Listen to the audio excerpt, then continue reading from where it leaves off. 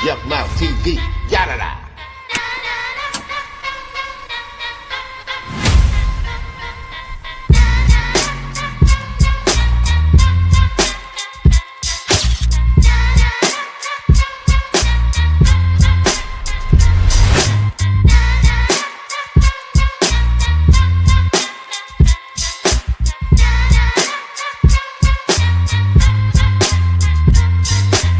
Yuck Mouth TV, yada da.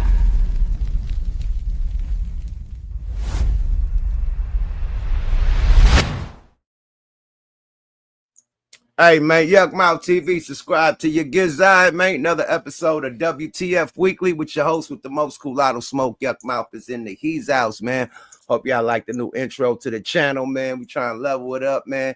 You know, all y'all donations are going straight back to the channel, man. So we appreciate everybody that donate.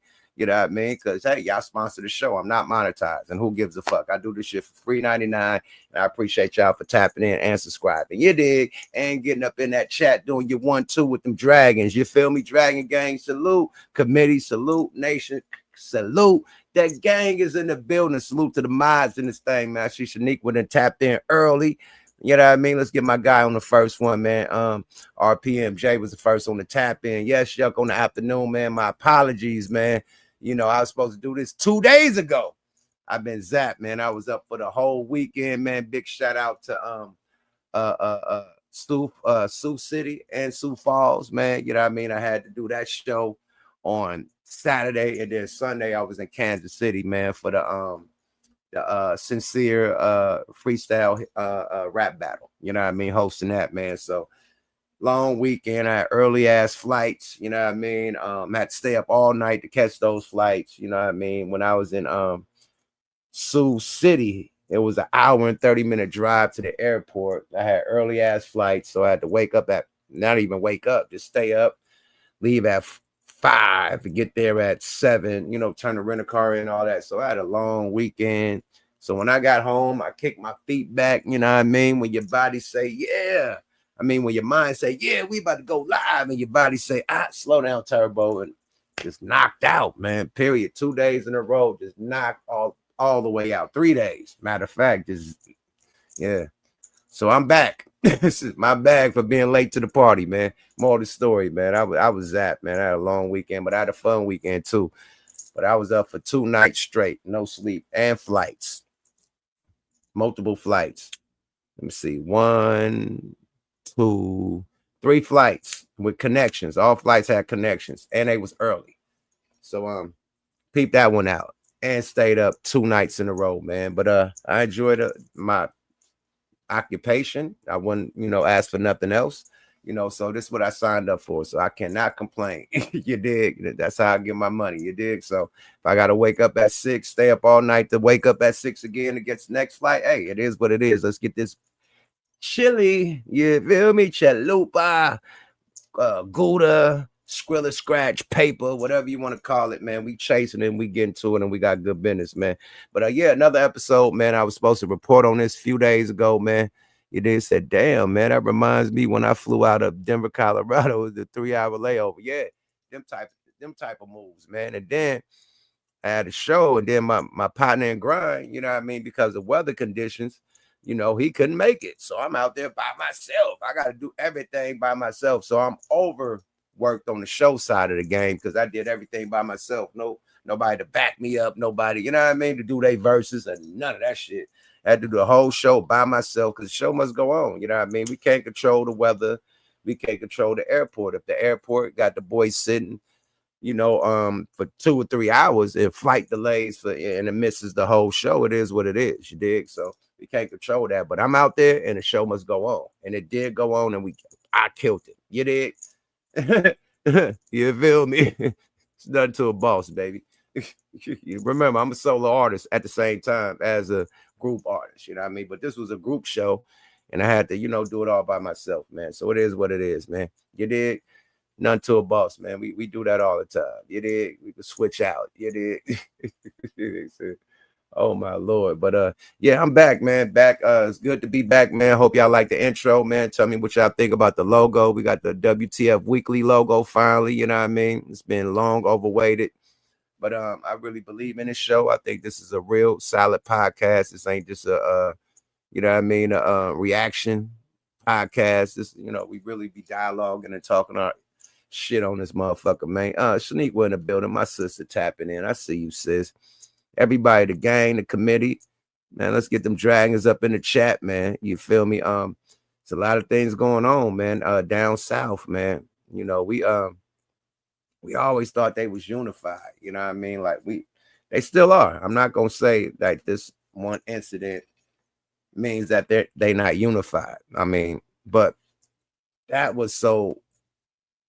is what was so powerful about Atlanta and how they just took over the hip hop game.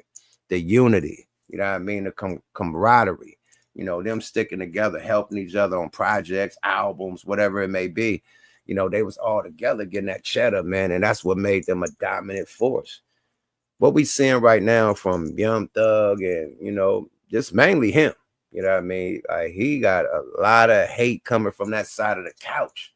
Like, he that nigga on belly with the 40 ounce, you know what I mean? Like, he is, whoa, I ain't know niggas with that much paper could be a hater like that, man. You know what I mean? Like, okay, the shit in the interrogation room was fucking diabolical. Then you get the phone calls. Whoever released these phone calls is, boy, they got it in for you. Okay, you beat the case. Well, man, them phone calls is fucking this man up, bro. Like, literally, man, you got niggas like following each other and shit. You got niggas, you know, new motherfucking avatars is rat emojis. You got Rainbow that came, nigga. Rainbow then resurfaced. Like, Rainbow, like, well, where's the energy at? Everybody was calling me a rat. Everybody's calling me a snitch. Why you ain't calling him a snitch? Why you ain't calling them a snitch? Where's the energy? So it don't apply for them. Man, you gotta salute Rainbow, man. He came in sprinkling fairy dust, man, and said, hey, man, that same energy y'all had towards me being a rat and a snitch, y'all need to have it for these niggas too. I agree with him. Niggas like them, they're banned Tekashi 6ix9ine. You know, that's who I call Rainbow, if y'all don't know what I'm talking about. Tekashi 6ix9ine was banned. They was going bad on this nigga, super bad on this nigga for snitching on them niggas in New York.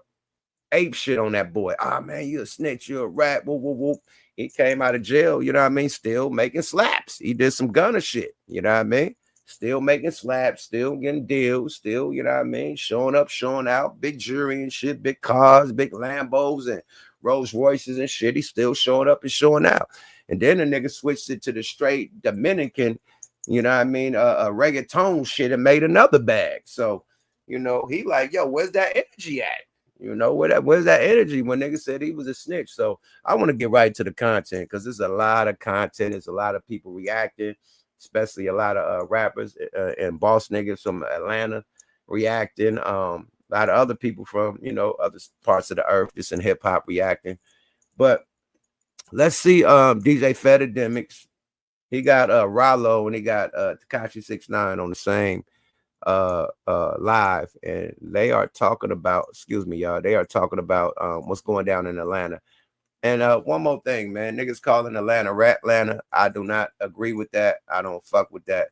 Just because of a couple individuals, you know, having some issues, I don't put the whole cloud over the whole Atlanta. Atlanta is full of, we call that bitch Black Hollywood because there's that many successful Black people out there with hundreds of millions of dollars and even billions of dollars out there with successful shit going on. You feel me? So we're not going to put that whole cloud on the whole Atlanta because there's people that don't even give a shit about rap that got millions of dollars that's successful out there.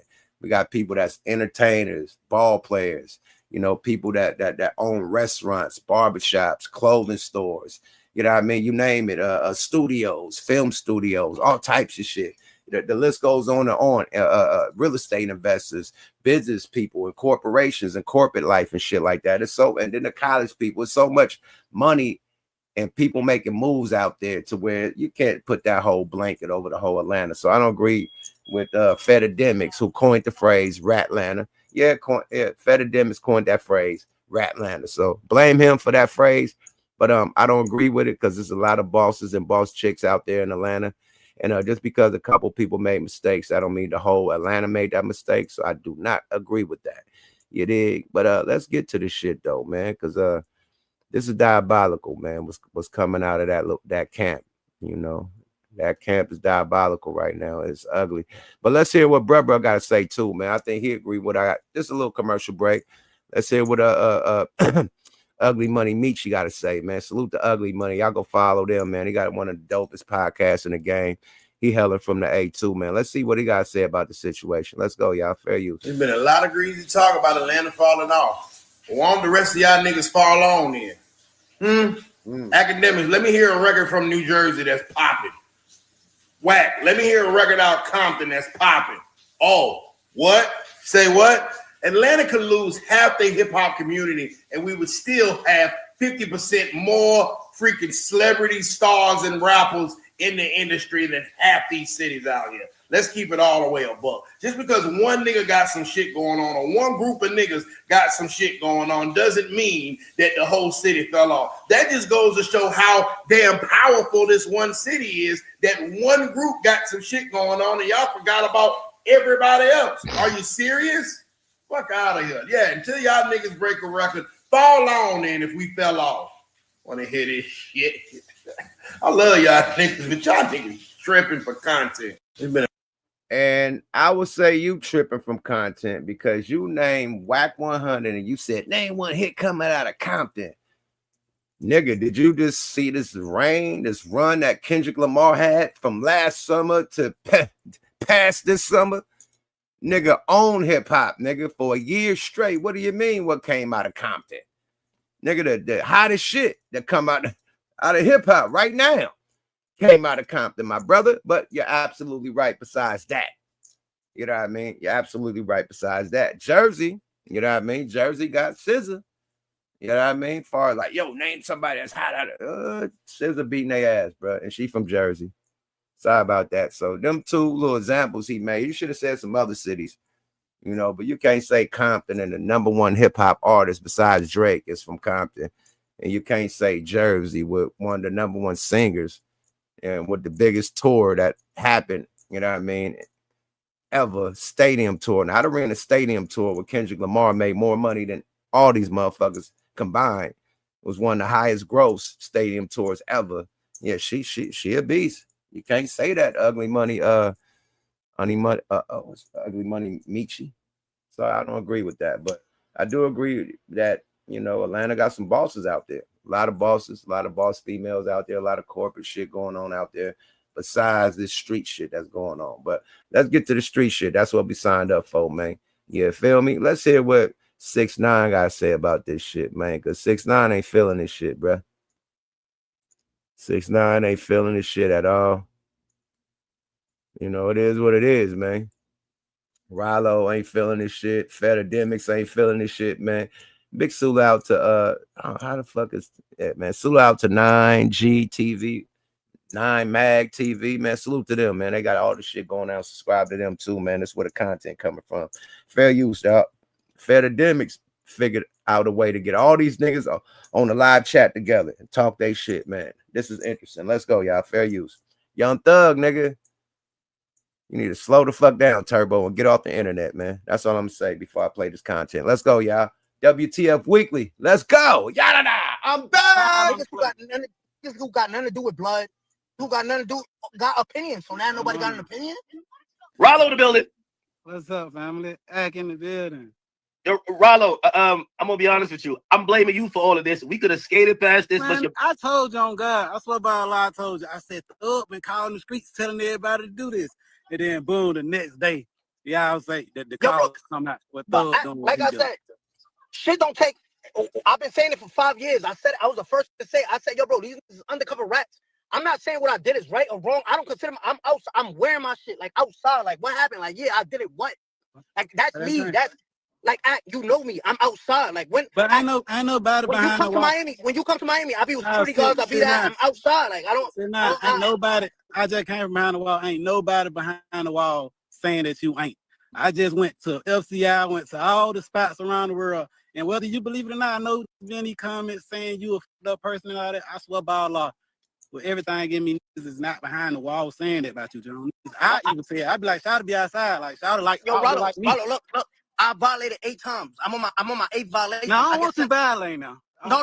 I got look. I get sentenced. I get sentenced September 28th. I get sentenced September 25th. And one more thing, did he forget that the shit they do out there started in Compton? All this gangster thugged out street shit started in Compton. Them Compton NWA niggas made that shit possible. Niggas forget. Let's go, y'all. Fair use. This is my A violation. I go to MDC. I'm in these spots. I don't call you from the spot. You do. Like, I remember when you gotta stay out of jail though. Yeah, we want you to stay out of jail, bro. You be tripping, man. You gotta stay out of jail, y'all. Hey, I think for people. Hey, by the way, I think the interesting thing is this, right? The idea of picking and choosing. Rollo is the only person who I felt have spoken about this. I do want to hear every street dude's opinion of this because I ain't gonna lie to you. When it comes to these dudes, how you gonna say these dudes are street dudes? These are rappers. You get what I'm saying? Sitting down, I did more crime than these dudes. Why are you? What makes you qualify these dudes as street dudes? You got dudes like P. You got dudes like P that have 100% put in work in the street. So now I got the music on. you gotta go outside. Yeah, and I told you, I'm picking my girlfriend. I don't understand. Like, what's making you qualify these dudes as street? Like, they ain't make no money out the streets. Like, they ain't putting no work in the streets. I have been found guilty of shooting individuals. Now, ain't nothing to brag about. But what I'm saying, like, why are you? We've heard that Thug's a boogeyman now. We got to be honest. Hey, you ain't never seen him up under your bed either. What make you think he's a boogeyman? He never got found guilty of nothing. He was not guilty. That's why he was so confident in his trial. If he would have got convicted, then it would have been unjust because they would have locked him up for no reason. You did fat time? I did fed time at state. I'm on my third prison bid. Big boy. Big boy. Hey. Ya me recordé. Dale que tiene un selfie rápido. Hey, I don't know, man. Listen, how do we get your question? You gotta answer my question. Yo, Rollo, and look, this is not me. I really hop out my car wherever I go. You see, these people just see me out on my street. And remember, I'm on live, 26 million followers. This is me dropping my load. It's from Florida. No, where we at right now? No, please don't. No. Don't do that. It's really me. It's your fault. But it was trying to tell you. We asked you a question. What do qualify these dudes as street dudes? Hey, Rollo. Rollo, this is gonna sound fucked up, but we like Thug. I like Thug's music so much. I don't care what y'all talking about it. He's solid. Oh, wow. So, see, if you like a nigga music, it's selective politicking. See, okay, you like the slap. So it don't matter if he rat, snitch, dry snitch, whatever them recordings was, hate on niggas. It don't matter. He got the slaps. But this is the first nigga that, exposed niggas as being rats. Him, Adam 21 Jump Street, Vlad LAPD. You know what I mean? All the motherfuckers, man. The 1090, the 1290 Jake, all them niggas, man. They be the first niggas to expose who the rat. Oh, this nigga was ratting when he was 12 years old. Oh, this nigga was a rat when he was 5. Oh, that nigga ratted when he was 15. Like, they be the first ones to put a nigga whole shit out there. Now that Thug did some shit that's recorded. We heard this interrogation where this nigga voluntarily, they didn't even ask this nigga for these names and these people, voluntarily giving information and say, hey, long as this don't get out to the public, and you saying he's solid. The fuck out of here, man. Let's go, y'all. Fair use. You got a solid music project. You talking about that gospel spot? That gospel album you finna drop with Kurt Franklin? He going #1 gospel, baby boy. Wait, hold on. So, in y'all opinion, y'all think people should give the same energy? The same goddamn energy. The same energy. The same energy. I don't even care about it. Like, bro, I'm on the street. Like, I don't even care about none of that other shit. Why did he blackball and call the streets and turn everybody against everybody? And he did 10 times worse than everybody. You know, that's my only question. That's been my only question the whole time. I don't even care nothing about nothing. But Rollo, why do you think you're the only one speaking up? Nobody else speaking up. Because everybody else scared. Everybody else scared and I ain't. They scared to being blackballed. I don't have a reputation to care for. Like, I don't care nothing about that. I'm my own man. They gonna clown me for being online with sitting down.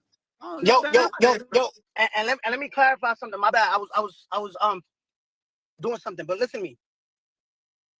Yeah, you can hear me, Act? Oh, Yeah. my phone on 1%, so it's probably kind of low. Listen to me. I'm gonna make this real clear. Stop saying that this Thug beat a RICO case. That took a plea in the state. He ain't beating no federal RICO. Like, you know what I mean? Stop giving this applause. Stop applauding this for taking a plea in the state. Everybody took a plea in the state. That ain't no fucking win, nigga. I can't disagree. You got 20 years probation. That ain't no fucking win. You lost, nigga. You know what I mean? Like, but people who don't never been to jail, never been to the federal, none of that shit. Y'all think that's a win? You lost, and you took your RICO to trial in the state. Nigga, you ain't taking that shit to no feds. Real fed, baby. Niggas ain't even see no camera, no money, no. RICO, no federal RICO. I believe though, is he unlike anybody else? People like Thug, so special circumstances. We got to make an exception. We're not talking about who like who. I like his music too. No, hold on, Rollo. You got to attack this straight on. All right, so we make special exceptions. All right, cool. Right? Just the latest girlfriend I could tell you with, the latest girl I could tell who you was with is Angelica. Just say that, right? Yeah. Angelica, say what's his name? The skinny kid that sing the Blue Fago song. What's his name? Shit, I forget his name. God damn, my bad. Go ahead. Anyway, say that nigga come up to you right in your face. I swear to God, I know you. Say Blue Fago come up to you, smack Angelica on her ass, right? What you doing to him? I ain't gonna like that. You know what I mean? It might be an issue. Right? Yeah. What if the baby come and smack your girl ass? What you gonna do? It's a different approach, right? A little different approach, you know. It's a different approach. You can't pick and choose. You gangsta stand on something. Not because one nigga do it. Oh, I don't know, bro. Shit. What, bro? Keep the same energy, bro. Ratting is ratting. So chat is 6ix9ine right? Is ratting, my nigga. Like what we doing? What's up with all the selective politicking, my nigga? You know, he said when it was him, it was all bad. You know, now niggas giving a pass. He like, yo, well, where the energy at, my nigga? Ratting is ratting. Yeah, I agree or not, man. You know what I mean? Like, getting them chats, talk y'all shit, man. Put them dragons in this motherfucker, man. Welcome to WTF Weekly. I can't wait for my co-hosts to get in this thing, man. See if they get the bat line.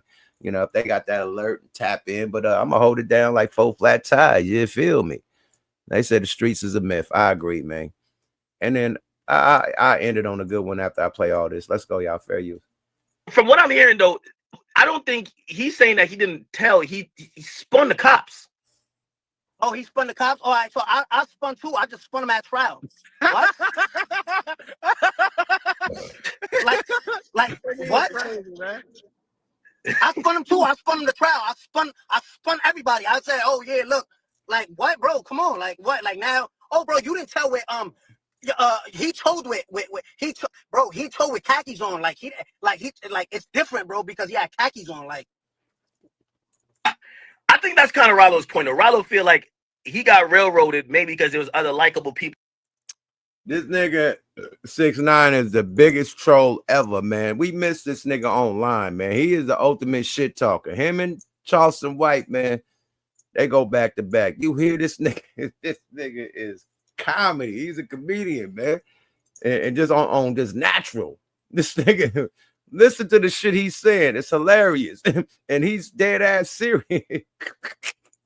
This nigga crazy, man. Yeah, the internet missed Takashi, man. Bring your ass back, man. Talk your shit, man. You are very entertaining, man. Even though you did what you did, but that shit accepted right now. So who gives a fuck, man? Come back to the internet and talk your wild ass shit, man. This nigga crazy, man. Let's go, y'all. Fair use. People that were saying. So let me ask you something. So just say you got good music, right? Is it okay to tell because you got good music? Like I'm not. This in 2025, yes. If you got fire music, you can tell. That's it. All right, so let me go catch another case. I'm gonna go tell again and come back out and drop some good music and be like, bro, that's the rule, right? That's the rule now. I mean, that might work. I'm not gonna lie. I'm being honest. But you like, let's be serious. You let me go back and catch another charge. I'm gonna do another comeback goober, right? And be like, yo, bro, but my music is fire, bro. I mean, Rollo, you don't think that sounds? That's kind of how people look at it. That sound? Like, let's be serious. Like you hear how that sounds? I think they should do Thug like they did 6ix9ine. I don't care. Y'all can get mad at me all you goddamn want. But as much as 6ix9ine complaining about it, as much as Rollo saying they should do Thug like they did 6ix9ine, we witnessed Gunna come out and was actually more successful or just as successful before he, did the snitch thing. We seen him say yes, ma'am, no, ma'am, and yes, ma'am. No, we said yes, ma'am on everything. He didn't say no, ma'am on shit. But we seen this man in the motherfucker testify, and he came out bigger, stronger than ever. This nigga working out, this nigga doing little marathon runs and shit. This nigga got great music, beating their ass with the music, nigga. The last video with all the motherfucking Maybachs, the Maybach trucks, the back-to-back. Hey, he got it, man. That boy got motion, nigga. Music good. And nobody is asking a question about no snitch allegations or nothing. Them streams is up, them views is up, nigga. They fucking with it. So I agree with Ack on this. Fedidemics, I agree with you. I think nowadays, if you got good music, no matter what you did, you know what I mean, or allegedly did, it don't matter if you got good music. I agree with Ack because niggas could come out with some slaps and niggas forget everything. We just seen this shit happen in real time. We're gonna. That shit happened in real time. Nobody gave a fuck. That boy came out bigger, better, and stronger than ever. No Frank Ocean, no Diddy Bop, man. So you gotta agree with Fedidemics on this one, man. Let's go. Hey, CJ, I see you waiting in the cut, nigga. CJ Rich, I see you, boy. I'm gonna throw the alley-oop out there, man. But I don't want to like hella dialogue. So much dialogue make the shit go long. So I want to play this shit and then bring niggas in. You feel me? Let's go, y'all. Fair use. See, everybody else lost. Ghana lost. Roswell, here's the difference, though. Here's the difference. Nobody liked 6ix9ine before he got locked up. We loved him. Everybody liked the 6ix9ine. We loved him. So that's what I'm saying. That's what I'm saying. It was just an excuse. But like I said, bro, let's not make it about me. Let's make it about King Spider. Then it went from a snake to a spider. Now he's a rat. That nigga diabolical. He said, yeah, let's talk about Spider. He went from a snake to a spider. Now he a rat. You better leave that nigga Tekashi alone, bro. That boy got bars. Bars. Leave this nigga alone, bro. We got to rewind that nigga. What the fuck you just say? Leave the nigga Tekashi alone, bro.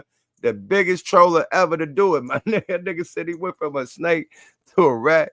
Now, I mean, snake to a spider. Now he a rat. This is crazy, man. Let's go, y'all. Fair you. Difference, though. Here's the difference. Nobody liked 6ix9ine before he got locked up. We loved him. Everybody liked the 6ix9ine.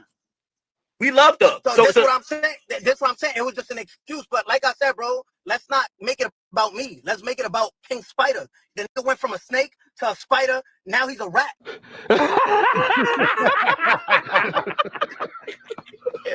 Like, you know what I mean? He just changing skins. You know what I mean? Just changing skins. Like, what's up? Like, he's transforming. How you go from He's a a snake to a fucking tarantula?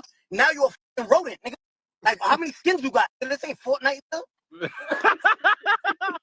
That nigga said, how many skins you got? This ain't Fortnite, nigga. Leave this nigga alone, bro. He barred. He said, how many skins you got? This ain't Fortnite, nigga. Leave this young nigga alone, boy. Don't leave this nigga alone. And he's serious. He's serious. He ain't laughing or nothing. He dead ass. Like, this ain't Fortnite, nigga. Hey, man, leave this nigga alone, man. Y'all done let this nigga Tekashi loose, man. This nigga said, how many skins you got? This ain't Fortnite, nigga. Change the skins. Like, what's up? Like, he's transforming. How you go from a snake to a fucking tarantula? Now you're a fucking rodent, nigga. Like, how many skins you got? This ain't Fortnite, though.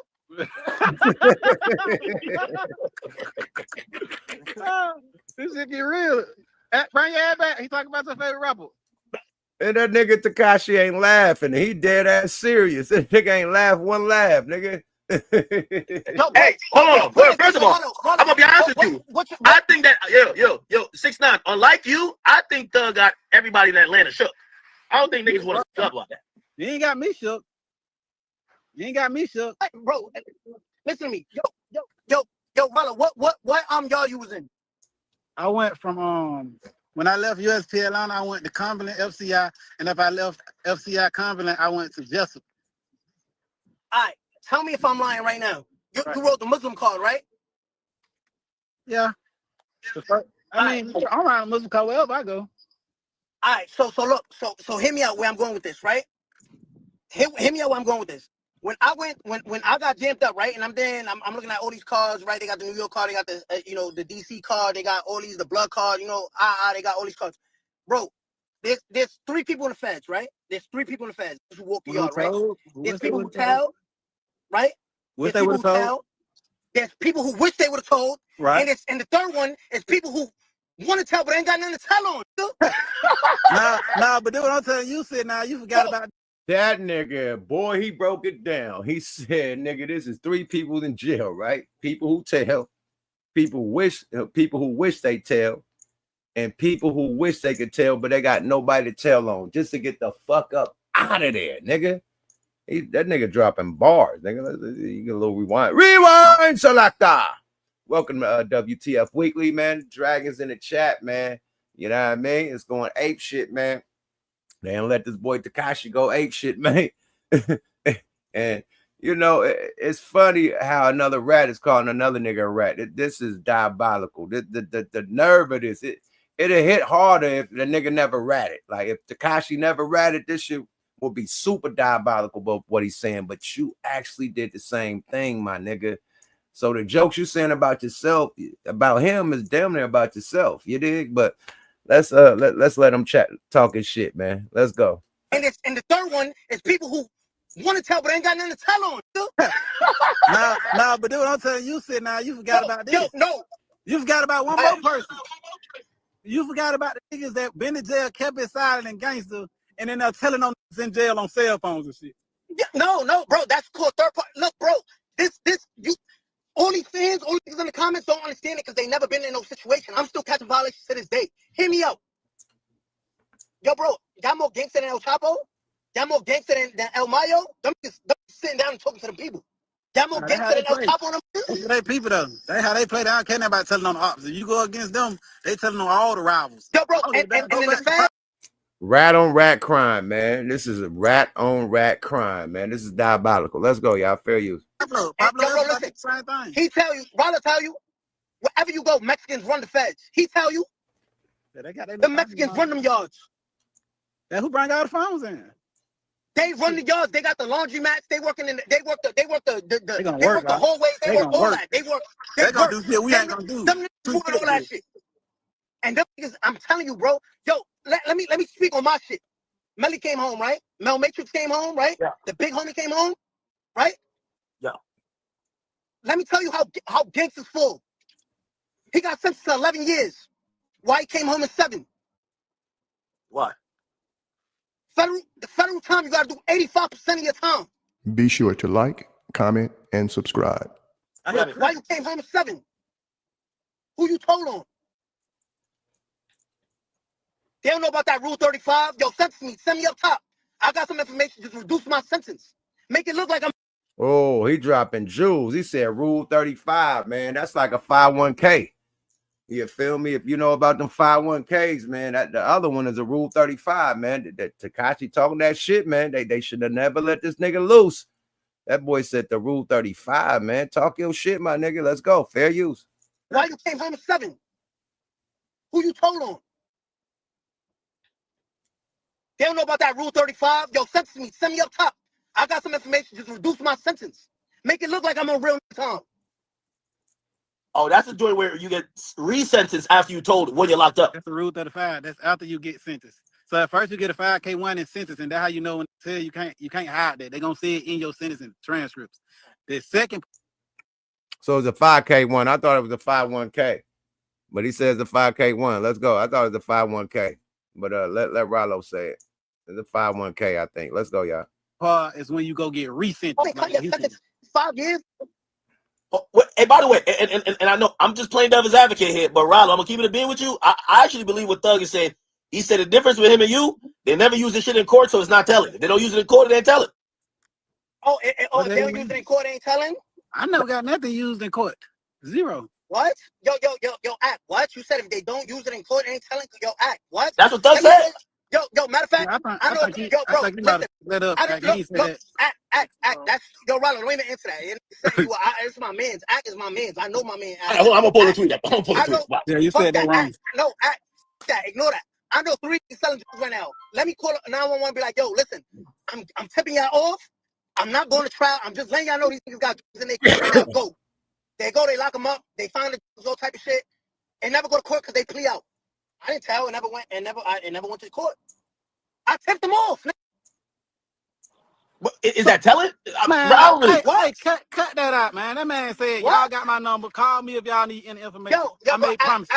I made promises. Hey, you forgot about that part? No, bro, he didn't tell. He just gave a tip. Like, he gave a hint. So he's a tipster. But you some bullshit. You some bullshit. He said he gave a tip. Hey, what about all the rest of the phone calls after that we don't know about? What about that part? I think he was texting the detective trying to fuck the female one. Oh, okay. Yo, I know. But end up getting like, bro, please. Hold on. I'm gonna read his tweet. He said they didn't play my interrogation video in court because I held my brother. Rat, where? You held your brother. What? Giving them your phone number? That's helping. Call me if you need anything. I said, don't tell no one. I made promises. His next album should be called Promises. That's the gospel album. That's the gospel album. That's the gospel album. Make a promise to the. This nigga said the nigga next album should be called Promises, man. Leave Tekashi alone, man.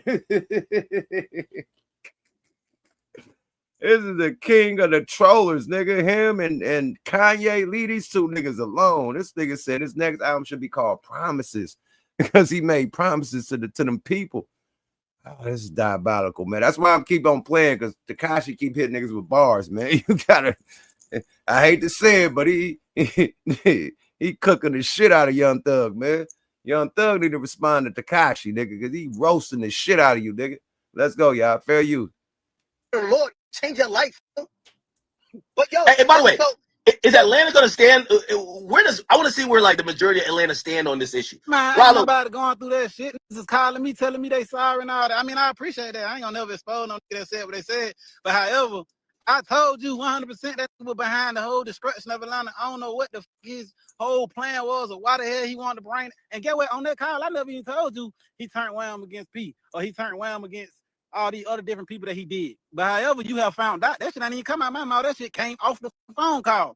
But guaranteed, I ain't going for that lame ass shit. Big ass should be shunned just like us. The judge had shunned him. Now the streets need to shun that bitch. Man, that nigga ho, man. That nigga better go put that dress back on. Nigga going for that. Nigga devil, that nigga all. Guess what? That's what I'm telling you. The thing about sitting down, that nigga ain't coming on here lying, playing on sad game. He telling your ass the truth. Just like I stand up, see niggas don't like is that tell the motherfucker the truth. He hiding behind these motherfuckers masks. But get what? A mask gotta come off. You ain't gonna be able to keep that motherfucking mask on forever. You ain't gonna be able to keep throwing rocks and hide your hand. This is karma. This bitch been doing a whole lot of lame ass shit. And it's coming out and it's been co-signing because it's been new that he had this interrogation. All you gotta do is go to Brian Steele when he was in that courtroom and his sentence. He already said that man has 2-hour interrogation. Everybody turned the line out. Ain't nobody say shit. Everybody knows that Brian Steele said out his mouth that Mr. Jeffrey told Mr. Copeland to go tell. He the reason behind the first time Woody ever went to interrogation. Brian Steele said out his own motherfucking mouth that Jeffrey Williams told Kenneth Copeland to go tell. Now go to the sentencing. Go to the sentencing. And everybody close their eyes and their ears and then hear that shit. Go to the sentencing. The proof is in the pudding. So don't act like, oh, it's just not coming out. Been new and seen this. Niggas didn't want it, just try to hide it and put it up on the bed. So now, Yo, let me tell you how up the game is right now. Remember when Gunner did the yes ma'am shit? Remember? Yeah. And everybody like, nah, bro, wait till Slime come home. If Slime don't stamp it, if he don't say it out his mouth, yeah, then we still bumping Gunner. Young Thug came home and said, yo, buddy, you're a rat. Stop, act like we cool. Hey, man, this shit could go on forever and ever and ever, man. But you see what's going down, man. People were saying that was Young Thug, the third individual. No, that's Rollo. Rollo just came home from a bed. I think he did 5 years. In the feds, you had Fedademics on there, and you had Rainbow Bright, you know what I mean? Skittles on that thing. You feel me? Talking they shit, you feel me? But a lot of people in Atlanta ain't getting jiggy with this shit. A lot of niggas ain't feeling it, man. It's another individual from Atlanta, you know, that's talking this shit about this shit. I'm gonna throw the alley-oop out right now, man. I'm gonna bring some people in because the content is long. So I'm gonna throw the alley-oop out for some people. Hopefully my co-host is in that motherfucker too, man. I'm throw the alley-oop just in case we get into the content, man. Tell me what y'all think about this. Me personally, at the end of the day, I think it's Atlanta business. You know, I think Atlanta should be worried about this and should be handling this. You know, ain't got shit to do with California. You know what I mean? Besides when he, you know, said that slick shit about Kendrick, you know, for not giving him a verse for his album. But other than that, it ain't got shit to do with us. That's why I say, like, rat and snitch politics has to do with the neighborhood, has to do with that city or that zone. You know what I mean? Period. That turf or that, you know what I mean? Them politics. Like, what we all talking about right now, just, hey, man, we just got an opinion on some shit. You know what I mean? But the real, you know what I mean, consequences or drama is going to come from the city. You know what I mean? It ain't going to come from the podcasters, the niggas in the chat, or none of that shit. We got our own opinion. That's how the city deal with it.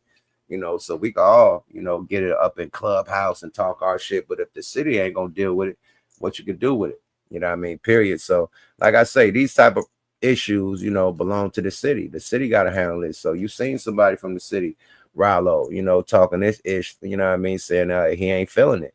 You know, here's another dude from the city, man. Another guy from the city, man, that really ain't feeling the shit neither, man. YSL Mondo. You know, he used to be down with Young Thug, man. So let's see what YSL Mondo got to say about the situation. The headline is "You the biggest rat." So I guess Mondo is saying that Thug is the biggest rat, man. So let's hear what Mondo got to say with this shit. Let's go, y'all. Fair use. And big shout out to 9 Mag TV, man. Y'all subscribe to them. Dope content on the tube, man. Let's get this going. WTF Weekly. I'm back. Yada. Let go. Calls out Young Thug after the Lil Durk tapes are leaked. But I went to just thinking, like, I ain't spell goddamn Gunna. I ain't spell Lil Woody. Like, I was on the E-Boy's ass. You feel what I'm saying? So it's only right that this might be my last time talking about it, but I didn't show Gunna them no sympathy. I was on them boys' ass. Like, I even made a song about y'all and some more shit. Like, I was on their ass, y'all. So I can't wait a few days and then just be like, no, I'm gonna leave y'all alone. No, bro. But I need to be talked about. Because when I really sit back and think, this is what made me say, you know what, I'm gonna get back on this bitch and say something else. Because when I really think about it, I just really put the pieces to this shit the real way, right? Motherfucker was trying to say, oh man, Woody started the Rico. Oh man, da-da-da. Okay, let's go back a little bit. Y'all, I want everybody to use their brain for a second, right? Tell me if I'm lying, though. Well, look at my salon, Robin Tula Katu. What's up, my brother? Tell me if I'm lying, though, y'all. Didn't the Lil Wayne tour bus shit happen before Nut got? Before any of that shit happened? Before anybody else told about anything? Be sure to like, comment, and subscribe. Buddy, you the first to tell, buddy. You the first going them talking to the police. Facts. That was way before the goddamn before Nut got and some more shit. So you mean to tell me, buddy, you was the first, you the reason why Rico started. That I ain't finna keep beating around the bush. You the reason why the Rico started, buddy. Let's keep it real. Come on, man. Let's keep it real. Buddy, you the reason why the Rico started. Come on, bro. Like I said, I wasn't gonna talk about it no more, but I ain't let up off the rest. I ain't let up off of Gunna like that. I was on Gunna ad when the shit first happened. I was on Woody ad when it first happened. You feel me? I can't let Buddy just get out that easy. Cause when I think about it, brother, you the reason you told before Nut got, you told me you was already telling. You was already telling, my brother. You the first to tell. You the first to tell. Start telling. You the first to start talking to the police. The Lil Wayne too, but shit happened way before that. You the reason why the Rico started. You been telling. And you run around these motherfuckers talking about did that in the third. But I'm talking about you a rat. I can smell you all in the interview. I can smell a rat. Come on. Oh, peep this. That boy said, you been telling, nigga. All that shit, that interrogation room shit happened before the Rico. He said, you the reason why the Rico happened. This is crazy. This is fucking bananas, y'all.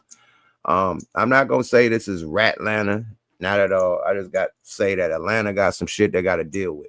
Period. They got a lot of rats, a lot of dry snitching. And certain niggas, not all of them. Just certain niggas is ratting and chatting. E.T. Finger. I need to bring my nigga out for his debut. After this, I'm bringing E.T. back out. You know what I mean? He definitely got to say who pointing at E.T. Finger. But there's a lot of E.T. fingering going on. You know what I mean? No Diddy Bop. But I'm talking about that finger pointing, that light up finger that's pointing shit out. It's a lot of phone calls with nigga disrespecting niggas and shit, man. So it's ugly out there, man. Only for certain individuals, not for all, you know. Shout out to JID that just put out a dope ass album. You know, shout out to Future, you know what I mean? Still doing this 1-2. Shout out to Gucci, man, you know what I mean? And it's a slew of other motherfuckers that just, you know, solid is completely out the way of, you know, what's going on, you know what I mean? Period. Big salute to Goody Mob, Outkast, you know, the OGs too. Staying out the way, I ain't got nothing to do with this shit that's going on. So there's just a certain group of individuals, and hey, here's what it is, man. Atlanta shit, man. Let's go, y'all. Fair use. Come on, man. Come on, man. Talking about you can smell a rat. You been rat. You the biggest rat. You a possum. You the biggest rat it is. Better use a possum. That shit ain't right, bro. And you had all these running around these motherfuckers. Like you ruined a lot of people's lives down there, bro. For real, bro. You ruined a lot of people's lives, bro. That shit ain't right, bro. That shit ain't right, gang. Cause it's like we built this shit off of trying to make it out. This shit, bro. I started this shit because I seen something like. I just seen something else like within how we was being loyal, bro, and how we was operating. We didn't start this shit to be no slimy, grimy niggas. That's not what the slime meaning was to me, y'all. It wasn't. But you made this shit into something else, bro. We did this shit to make it out, bro. We ain't make this, bro. We ain't do this shit to keep doing the same shit we was already doing. It's like, bro, what did you expect to happen, my brother? When we did this shit, bro, when you first started getting money, the rap shit blew up for you the real way, and you seen your first million, which I was in prison already. But when you was seeing your first little couple 100,000. When we made it out for real, basically, bro, we ain't never supposed to never look back to none of that shit we used to do, bro. We ain't supposed to go back to that tight goof ass shit, bro, when none of this shit happened. Boom. Look what he said, man. When you made your first million, we wasn't supposed to go back to that goofy ass shit. I fuck with my nigga right here, bro. He keeping it solid. What's his name? YSL Mondo. He keeping it super solid. And I hope you young niggas, you YNs, listen to this nigga, man. He said, man, we got a million, that first million. We weren't supposed to be doing none of this dumb street shit, bro. We were supposed to, you know what I mean, level up and never look back. Get the fuck up out of there and never look back, man. We supposed to be doing Fashion Week in Paris. We supposed to be having clothing lines and shit. I mean, which he did. We were doing all that, but we supposed to be continuing to do that shit. We ain't supposed to be involved in none of this street shit. Let the street niggas do street shit. We know them. They the homies. But we ain't involved with none of that shit, right? We supposed to level up, my nigga, not look back, my nigga. That's the fucked up thing that the YNs is doing, man. They get the money, then go back and act like they got to prove something to the hood, my nigga. You already proved something to the hood that you could get the fuck up out of there and make some money legally, my nigga. That's saluted already. You ain't got to come back and try to prove you a gangster. That's where they fucking up at. Let's get back to the content. I agree with Mondo, man. He dropped the bomb right there. Let's go, Mondo. You sunk the ship, my brother. And it's so crazy when I say you ruined so many people's lives because you had so many people like me investing my energy and investing so much into you and love and loyalty into you that I put my own rap career on the back burner. I kind of went down, bro, when I started coming to Cleveland, bro. Everybody who know everybody in these streets, bro. Everybody in these streets, everybody who from Atlanta who truly genuinely know me for real personally, know Mondo was already in rotation. I was already like a little. One time for the chat. One time for the chat. Shout out to everybody in the chat doing they 1-2, man. This is WTF Weekly on the afternoon side of the game, man. Tap in and tell a friend. Hit them likes, man. Dynamite. Let's go. Bye-bye. I've been like this as a kid. I don't know how many times I got to say this. I came around with motion. I came around with paper. That's why they just wanted me around. Because they seen how me and my crew, me and my niggas who I came around with, who I brought around, they seen how we was operating and they liked it. They like, damn, boy, them boy, I like how them boy move and how them boy operate. So they wanted to like me around, bro. Like, I was already, you feel me? I was already like this. I ain't just being like this. All right, we don't need to hear all that, man. We heard what you had to say, man. You know what I mean? You said he the biggest rat. We'll end it at that, man. We ain't about to go the whole, I was the man. I was out there. You by me because I was money. I don't need to hear all that, man. Say that shit for pillow talking with your girl, bro. Let's get straight to it, man. We don't need to hear all that shit, man. Period. Let's get to one more, man. Young Thug is calling out everybody. This nigga is manny, bro. He is on one. Okay, let's see what he got to say about Young Dirt. This nigga mad at now. These are the prison phone calls, man. Big shout out to Urban Politics, man. You know what I mean? Subscribe to that guy. Got great content. You know what I mean? When I use niggas' content, man, which is they using other people content, but they put it in the platform to where I could just get it, zap it without having to go on Instagram or something else. You know what I mean? Wherever it's at. X. I could get it straight from the tube, man. Easy work. You feel me? Big shout out to Urban Politics. My guy right here always do his 1-2, man. Let's hear what the secret conversations from jail, I guess, man. These are recorded jail conversations, man. And who are releasing these jail conversations? Do you think the Atlanta PD is releasing these jail, or the Atlanta DA? Whoever have these conversations that were strictly recorded from prison phones are releasing these audio clips of him going bad on a lot of people, man. So my question is, who releasing these goddamn clips, man? Period. It got to be somebody from, Atlanta PD department, or at least the fucking district attorney, somebody from either the office or the district attorney, somebody releasing that shit, allegedly. I don't know where it would come from, allegedly. That's just me making up. But it definitely came from there, unless the person on the other end is recording and putting it out, unless the artist recorded that nigga. So we don't know where these recordings come from, if either the artist recorded or the people from jail put the recordings out. Let's go, y'all. Fair use. What's up with the boy Dirt? Boy Dirt? Yeah. You need to make that nigga. You need to make that nigga. I don't know. I did a lot of players boy too though when the boy career went where it supposed to be, man. Pluto. I really like locked in with him, like just really. I don't know. He acting a little different. I don't like that, man. What you mean? Like what he I done sent him a few songs. He just like I know for sure going right up. He just got taking the time, nigga man. 4-5 days, 10 days later, just like that little type shit got going on, man. Yeah. Yeah, I already know. Like, man, nigga did too much use, man. Watch out, man. Yeah. He did that Malaya album, though. Yeah, one of them on Malaya album. He sent a song from Malaya album. Yeah, he sent a song for it. Then when it's time to clear the song, he don't clear the song. So the song didn't make the album. Like, look, man, didn't clear the song. What you mean ain't clear the song? Yeah, he did. He worked out. Then you get on the internet, keep talking about this and that, man. Man, he rapping me crazy, boy. He rapping. Yo, it's Big Ant, the spokesman, man. We back. Another edition of Urban Politicians TV, UPTV. Make sure you stay on your pivot at all times. Okay, so we heard what he got to say about Lil Durk, man. So it's a lot of recordings coming out. He said something about a Kendrick feature, said something about a Durk feature. A lot of chatty patty shit going on, man. Like I said, man, the industry shit, man, as far as friendships, man, it depends on if you hot or not. If you ain't hot in the industry, niggas ain't fucking with you. If you hot in the industry, niggas gonna fuck with you. Send them verses back quick. If you dry in this motherfucker, man, you probably don't get no phone call back there. Say they do it in person, but send that email, man. That shit gonna be unseen, all types of shit, man. So that's the industry, man. When you're hot, they fuck with you. When you're not, they don't fuck with you. That's just life, man. Even the crew, like you got homies that fuck with you when you hot, alleged homies, and when you not, they go fuck with the next homie that's hot. You know what I mean? So that's just the industry, period. Niggas don't fuck with you, when you hot on some street shit. Like if you had a Rico, niggas ain't definitely trying to touch you with a 10-foot pole. Period. You came back on Rico charges and shit. Niggas don't even want to be in that box. Period. So I could see some niggas like, nah, I ain't trying to get on that nigga out. That nigga got all eyes on him, nigga, like Tupac, nigga, for real. So that probably don't, and just the case, it's probably not a good look for my career, So some people but then keep it solid. Don't have the nigga send a song and say I'm gonna do it, and then don't do the shit, So I can see that, but that type of shit, he's supposed to talk with his wife, or you know what I mean, like not with niggas, man. Not just on the fucking cop phone, like.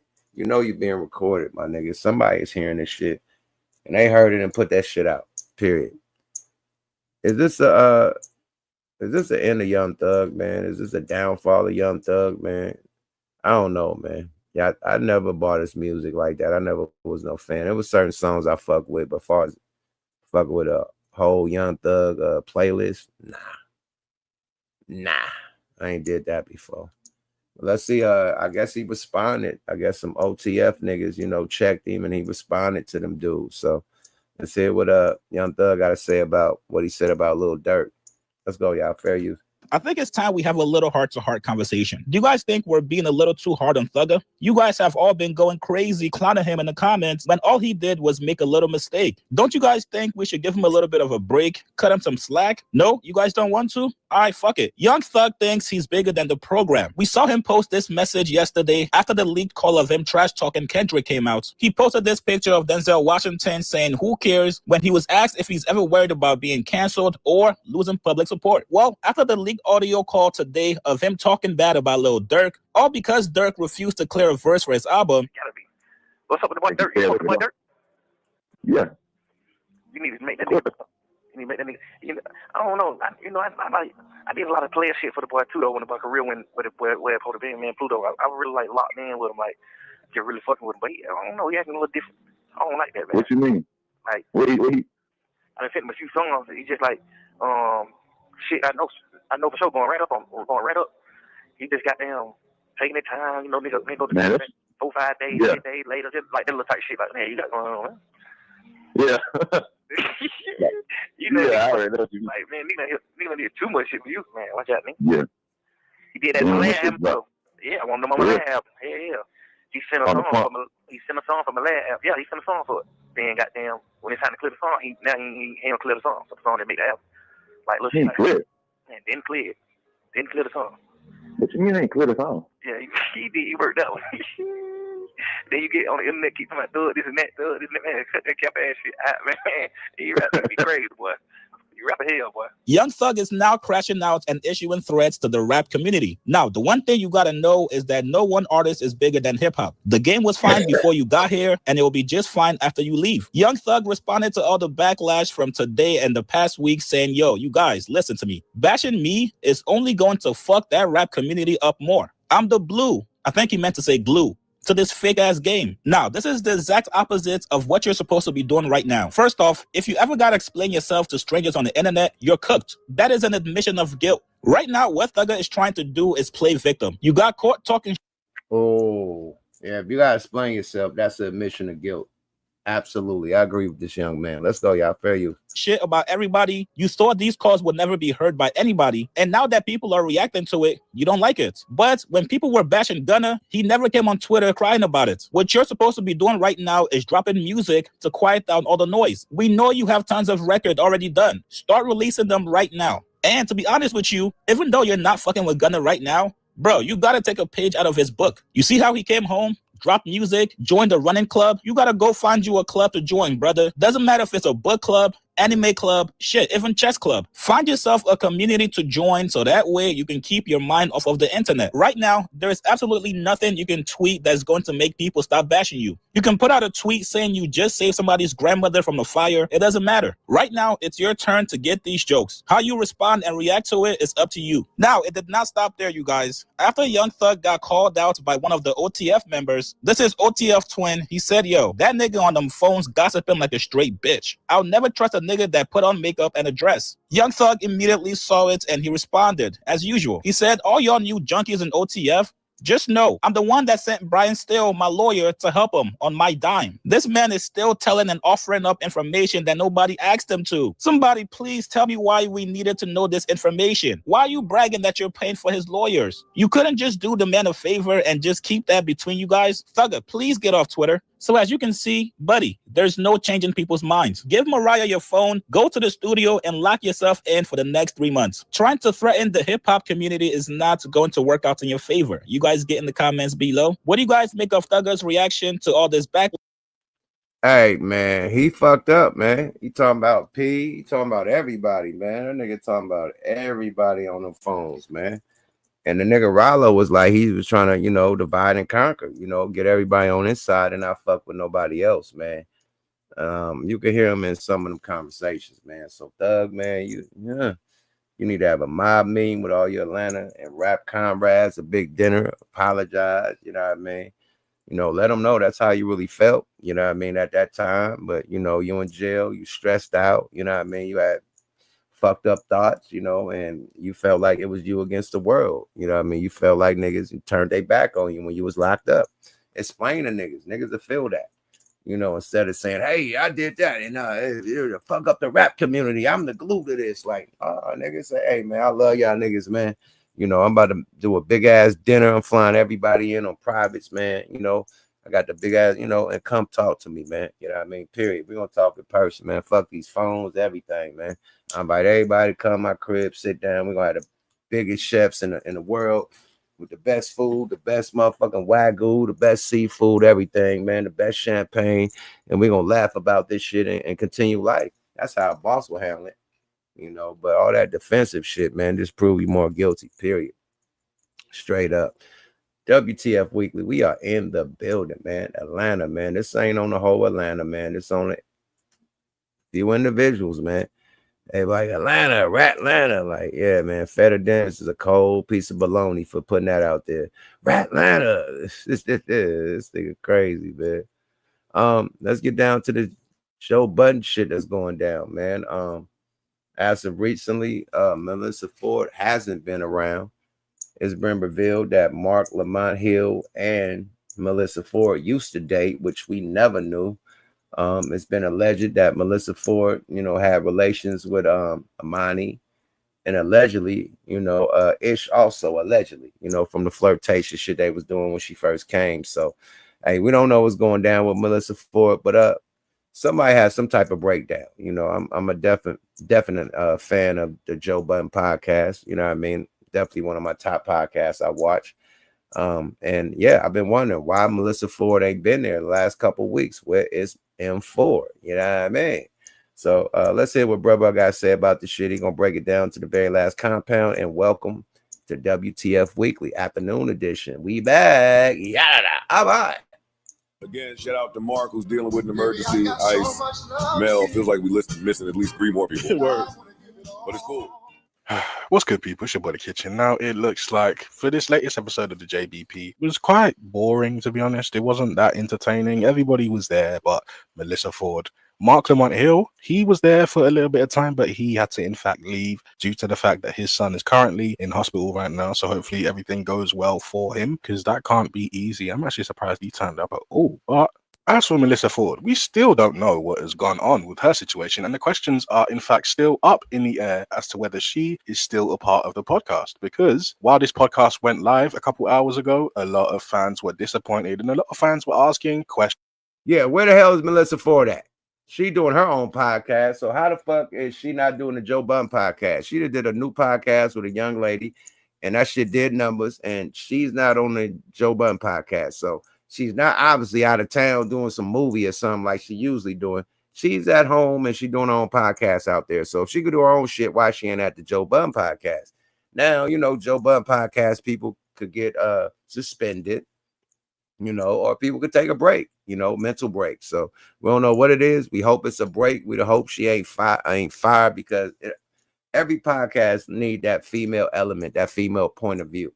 You know, or just, you know, niggas in the locker room or at the barbershop. So you always need that female element to give a female point of view that's different from the fellas. So she definitely was a big part, and her celebrity, who she is, her stories, her journey, to hear the stories and all the shit is dope, like from a female point of view. So yeah, man, yeah, they need her back, period. Let's go, y'all. Fair use. Questions about Melissa Ford and where is she? It has been damn near a month since we've last seen her, and we still haven't gotten any answers. I mean, it's not just Joe and the network that are not saying anything, it's also Melissa herself. If you check on her social media, all she does is promote her other podcast, Hot and Bothered. But as for Joe Budden or anything related to Joe Budden, you would think she was never a part of the podcast, because there is zero evidence of her promoting the pod, of her even commenting on pod clips, which then leads me to look into and be open about the rumors that have been circulating. I mean, there's been the obvious rumors of her being bullied, that Melissa Ford was in less she would go on to explain,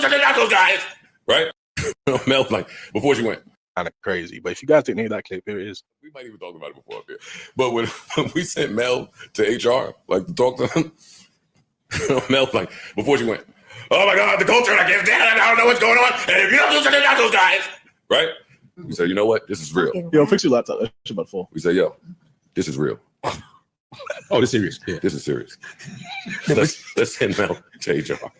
When Mel, and it was a woman, black woman. When she left HR, she left, yeah, You know what? I think me and the guys can work it out. I think me and the guys can fix it ourselves. You did say this before.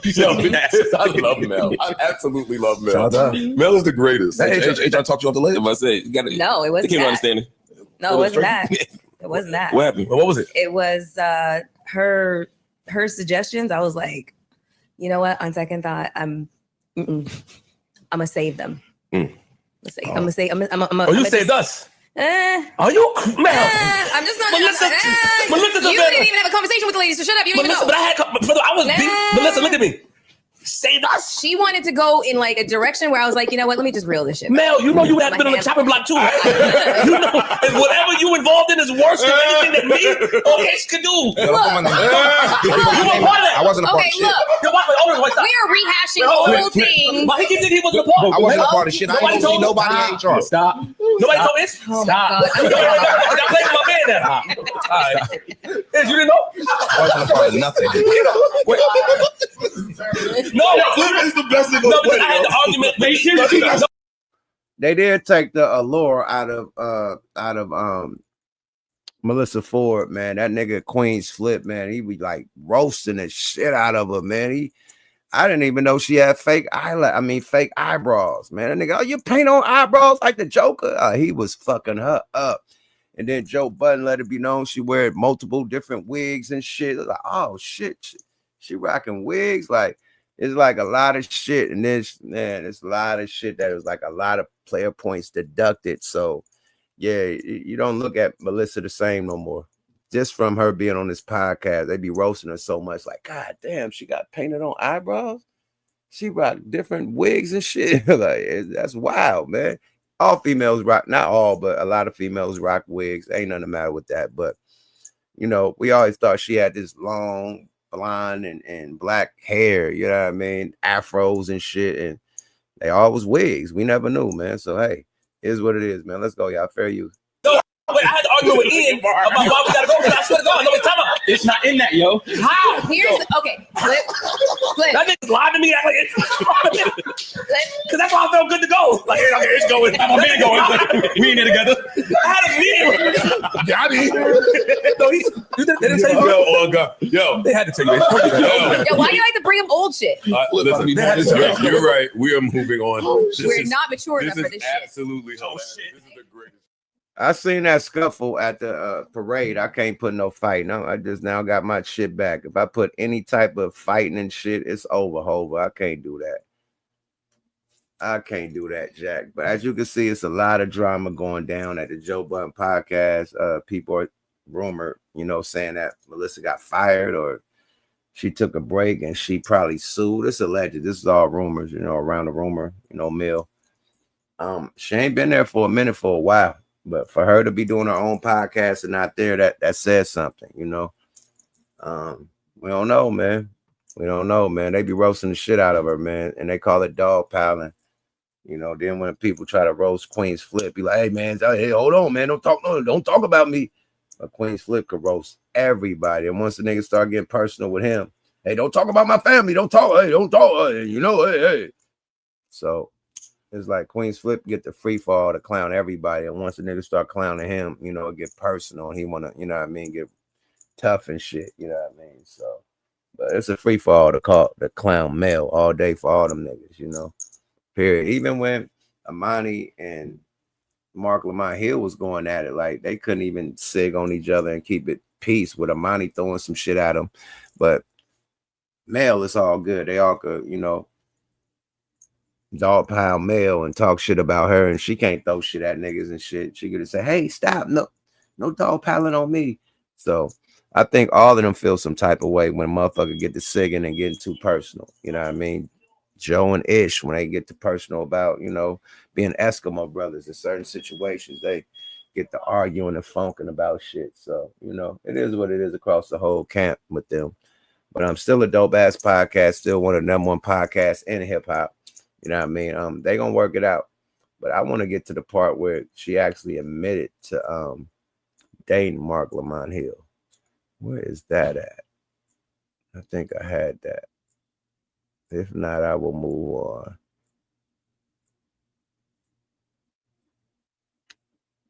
Nope, I don't. All right, we will move on. Let me see. Damn, I thought I had it. My bad, y'all. I thought I had that shit. Let's get into a side one though. We got motherfucking Hernandez. What's her name? Govan Hernandez. You know what I mean? Over there with Yo Gotti. You know what I mean? His peoples, man. I guess him and Charleston White going through it, man. It's some comedy, man. These boys singing on each other, man. Let's get some peace, some singing, some comedy in this thing, man. Let's go, y'all. Fair use. We can all agree that it's too early for foolishness. But I just woke up to 50 missed calls. And every last one of those calls was about Charleston White. Hey, Quay, you seen the video Charleston did? I mean, every call, they said the same thing. Charleston, I can't believe you got the nerve to jump your anorexic, J.J. Evans looking ass on YouTube and make an hour-long video about me. Say, listen, that nigga from Memphis is a free killer. I'm just telling y'all, he a street nigga thinking he's smart, coming online talking. With his history, his criminal history, his known reputation, and his infamy for being attached to Dolph Killer, anybody can kill him. Now, I'm not advocating no violence towards that, brother. I'm not promoting that, please. I'm not advocating to promote no violence. But as I sit back and watch this fool, because he is a fool, he talking tough and bad, like he can really whoop somebody. Maybe before Dolph was killed, you could. You can't do nothing now, son, bitch, after Dolph's dead, nigga. You a target. You a target, nigga. I mean, just keeping it G, the video was funny at best. Man, boy, I'm from Orange Mound. And I got alligator skin. Them comments you made about my daughter didn't hold no weight. My daughter died a boss, rich, clutching her thigh. Something you wouldn't have no knowledge of, Charles. None whatsoever. Shout out to the Honorable Goose the Great in the building. My twin is in the building, man. You know we're going to get it in on Friday. Twins coming on Friday as usual. You know what I mean? I'll tap you in to see how you feel about the content. But let's go, y'all. Fair use. I mean, you really disappointed me. I couldn't believe that you was up talking tough on the internet when you ain't even safe in your own city, Charleston. You on the net talking like a gangster. But you ain't on here broadcasting and promoting how a nigga walked up in the barbershop and hit you in your mouth twice, then you threw your hands in the air like Trayvon Martin. Then you ran in the corner with a broom in your hand and hid behind your wife with her Morgan Freeman and Danny Glover put together looking at it. What kind of nigga hide in the corner behind their wife? Oh, he went bad on his wife, man. No wife, no children. You know, I don't appreciate that. But God damn, why you say that about that man's wife, man? That boy ain't boy. But Charleston White going bad on his daughter, so the gloves is off, man. This nigga crazy. He called him Morgan Freeman. Let's go, y'all. Fair use. Like Trayvon Martin. Then you ran in the corner with a broom in your hand and hid behind your wife with her Morgan Freeman and Danny Glover put together looking at it. What kind of nigga hide in the corner behind their wife? And don't worry if anybody think I'm lying. I'm finna get ready to show the footage. Like I don't do no pump faking, none at all. I also got the footage when the nigga in the Lakers jersey came on your stage and tackled your ass to the ground like he was Brian Urlacher or something. Man, you been getting punched on and tapped on and danced on for a minute now. I mean, what's your record? Do you got any win? This nigga came with receipts. This nigga came with receipts. He showed the tackle footage. But I don't appreciate that Trayvon Martin line. That wasn't him, brother. You know what I mean? That wasn't him. You know, that you could have said anything else with Trayvon Martin, my G. That wasn't him. You know, that wasn't the boy, man. Rest in peace to Trayvon Martin. Let's go, y'all. Fair you. Because I ain't seen one yet. Best thing I never seen you do is pepper spray a nigga. And that's some girls do. As soon as I seen your video, I went in the backyard and posted cement on the mud, Charles. I ain't let nothing slide. Talking about you being dog land with paper route woo. Yeah, I can believe that. The way both of you niggas got 911 on speed dial, and don't surprise me. Your little homeboy called 911 in the middle of a shootout. And you talking about I rubbed you the wrong way. Boy, I'm trying to rub elbows with you in person. I want to look your gas station jogging suit wearing ass in the eye.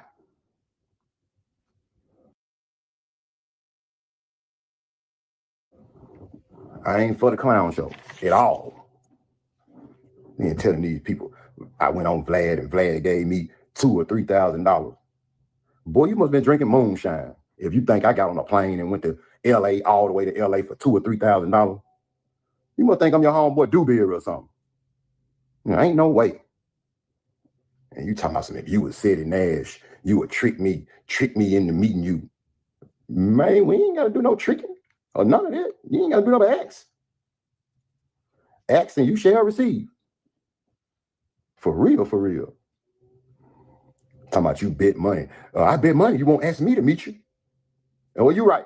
I ain't going to ask to meet you. I'm begging to meet you. Please, please, Charleston, anywhere. I just want to pull up. You know, you a big, you know, celebrity figure. I want to pull up and look you in your eye and just meet you in person. Maybe get an autograph. Or matter of fact, whenever you come back to Memphis, talking about you being in the mound.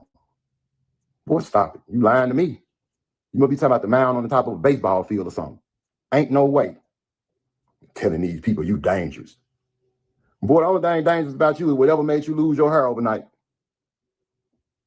Around here looking like you had the mange. I really feel sorry for you, boy.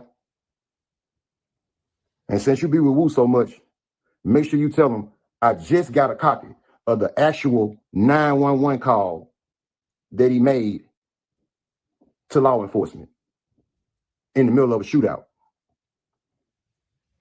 And when I was chopping it up with Woo the other day in the inbox, I kind of made the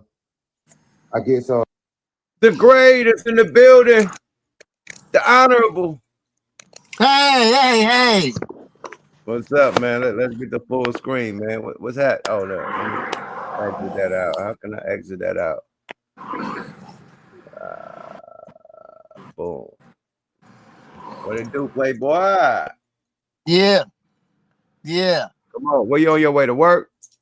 Yeah, I'm on my way in, man. I want to talk about the content, but before we go into any slander, I want to give a shout out to all the ladies that were on the list, letting America know today that President Donald J. Trump was not seen at any of the parties that were with kids. Not everybody that was there said they never saw the president there, and that he did not participate in any of the child activities. So I know a lot of the media won't let this be known because they want him to look like a bad guy, but I'm here to let it be known. It's on my page that the young ladies that were there, 12 or 13 of them, said not at any time did they see the President Donald J. Trump in any of the festivities. Did they say he wasn't on the island? Did they say they wasn't at, you know, because a couple of those, or one of them came from the actual Mar-a-Lago. One came from Mar-a-Lago. So how can they all say they never seen Trump? That's wild. But I'll let you say what you say. This allegedly. Yeah. This So allegedly. Alleged. This is beautiful for not only we bringing that up next anyway. That's a perfect. States. That's a perfect alley-oop. We bringing that up next anyway. We done hearing what bro got to say. Perfect alley-oop, man. But other than that, what you guys say about the situation in Atlanta before we get into that? Hip hop is over, man. I mean, nah, the streets is over. Yeah, the streets over, man. Not hip hop. Hip hop's still here, baby. All these niggas, they the toughest niggas, and they rhyme. They done killed 1 million niggas, shot 1 million niggas. I never tell. I cheat on my wife before I snitch on my homies. You a motherfucking lie. And for that nigga to say, hey, man, I'll tell you anything you want to know. You just can't tell the world. I damn near cried when I heard that nigga say that, man. Well, he felt extra. I didn't like how comfortable he felt. Like they was damn near like fans or acting like they was fans. Like, oh, really? Oh, and then hey man, it didn't feel like no interrogate. He interrogated himself. That nigga said, That was "I'll the tell you cold everything part. you want to know as long as you don't They tell the didn't ask the world." nigga no question about nothing. He just started blabbing and just giving information. Like, nigga, nobody even asked you. And like, oh, for real? Oh, and what? And what else? They didn't say, hey man, so what happened with this? So what? That nigga just volunteered information. That's what broke my heart, my nigga. Like, wowzers. Hey Like man, these YN niggas, they don't come from our cloth. That's what I had to really realize, right? That these right. niggas is from some whole total. They was raised different, raised by their mama, their grandma, they auntie. They weren't raised by no real niggas, bro. They ain't had their uncle in their life, they big brother, they father, none of that shit, bro. Granddaddy, it's like, nigga, none of that, no manly nigga in their life, because if they did, they wouldn't move how they moving, my nigga. It's a code, my nigga. It's a way to move and a way not to move, and the way they moving is the way not to fucking move, man. Period, Gooch. I think they was raised different, right? Very disrespectful. And another thing that's crazy, you and I both know, because a lot of the snitching, I hate I gotta say this, but what 6ix9ine did was wrong, but they kidnapped that man and tried to fuck his bitch. So he did his out of, whatever. I don't really agree with it, but I understand. But all these other niggas, they're doing it because they're not, nothing's happening to them. We all know that in Los Angeles or in California, period, we play a little bit different. In Chicago, if you snitch on somebody, somebody's going down. Yeah, we play different. These Them other people, niggas not laying them down like they supposed to. them cities that's with them real street politics, I ain't playing that shit. Yeah, Chicago and LA not going for that. Or the Bay neither, nigga. Yeah, that's why I said California. So like we play a little bit different. We stick to we honor the code. These other dudes, they just I don't know, man. It's sad, bro. It's sad. This shit is sad, bro. And it's for no reason. It ain't like the nigga got caught up in the case. He just volunteered this shit. Like, ain't that your homie? Oh, my nigga, Micah Scar in the building. Gotta throw the bat line out for Micah Scar too. I see you, Ronnie. I'm gonna let Gooch talk his shit right quick. No, I'm about to pull up to work, but before I go, man, Wonder Twins this Friday, everybody. Twin, I love you. I salute you. Mikey Scar, I got nothing but love for you. Ronnie, you gotta find some type of shelter or something. You just can't be talking to us outside all the The honorable. I saw some nigga type in the comment, "What year is my car, nigga? What year is it now?" I love you.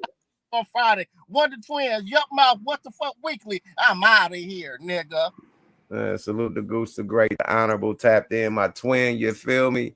Always a pleasure, always a treat when the players meet, man. Ronnie, what you guys say, man? This nigga tapping in. Where you tapping in from, Ronnie? The county office, man. Hey, man. Oh yeah, straight up. Oh, I'm checking my food stamps, man. As you should, man. What you got to say about the content? So, kind of just commenting off of what Gooch said. I want to say people forgot that he was mouthing off, going off on people. He thought he was well protected like that. Yeah, they did backstab him first. No matter what, all of them. Look. I'm not saying no names. I'm saying all of them did what they did. A rat is a rat. It is what it is. Look, I'm a civilian talking about this right now. I would rather not say nothing, but I've been in the fucking interrogation room and said, period. So what I'm saying is, though, him mouthing off got everybody triggered off that. He's a troll king. And he's entertaining. I follow him on Instagram. He's so entertaining like that.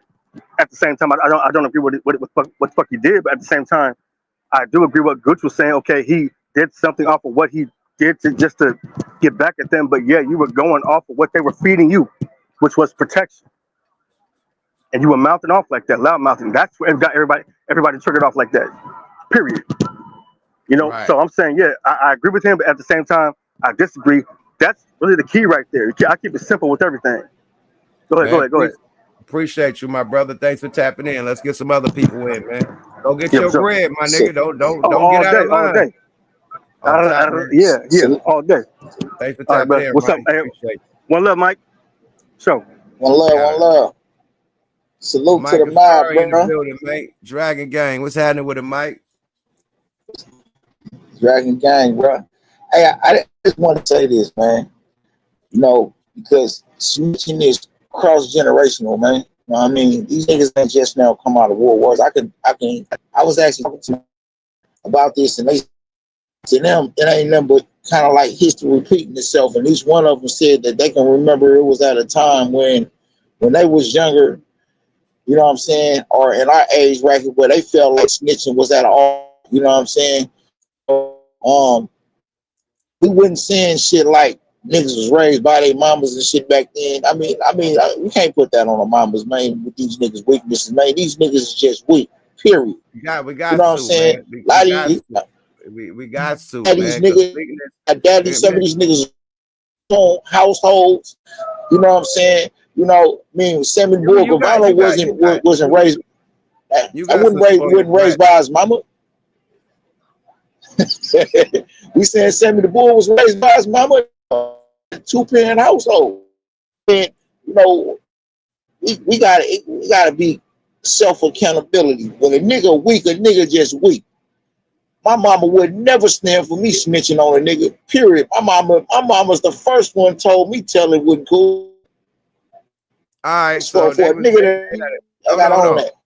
Let me counter that, right? So they raised in a 2-parent household, but they coming out here with mini skirts on and shit, right? Come on, my nigga. Like, let's stop playing, bro. So you saying all these homosexuals? Purses.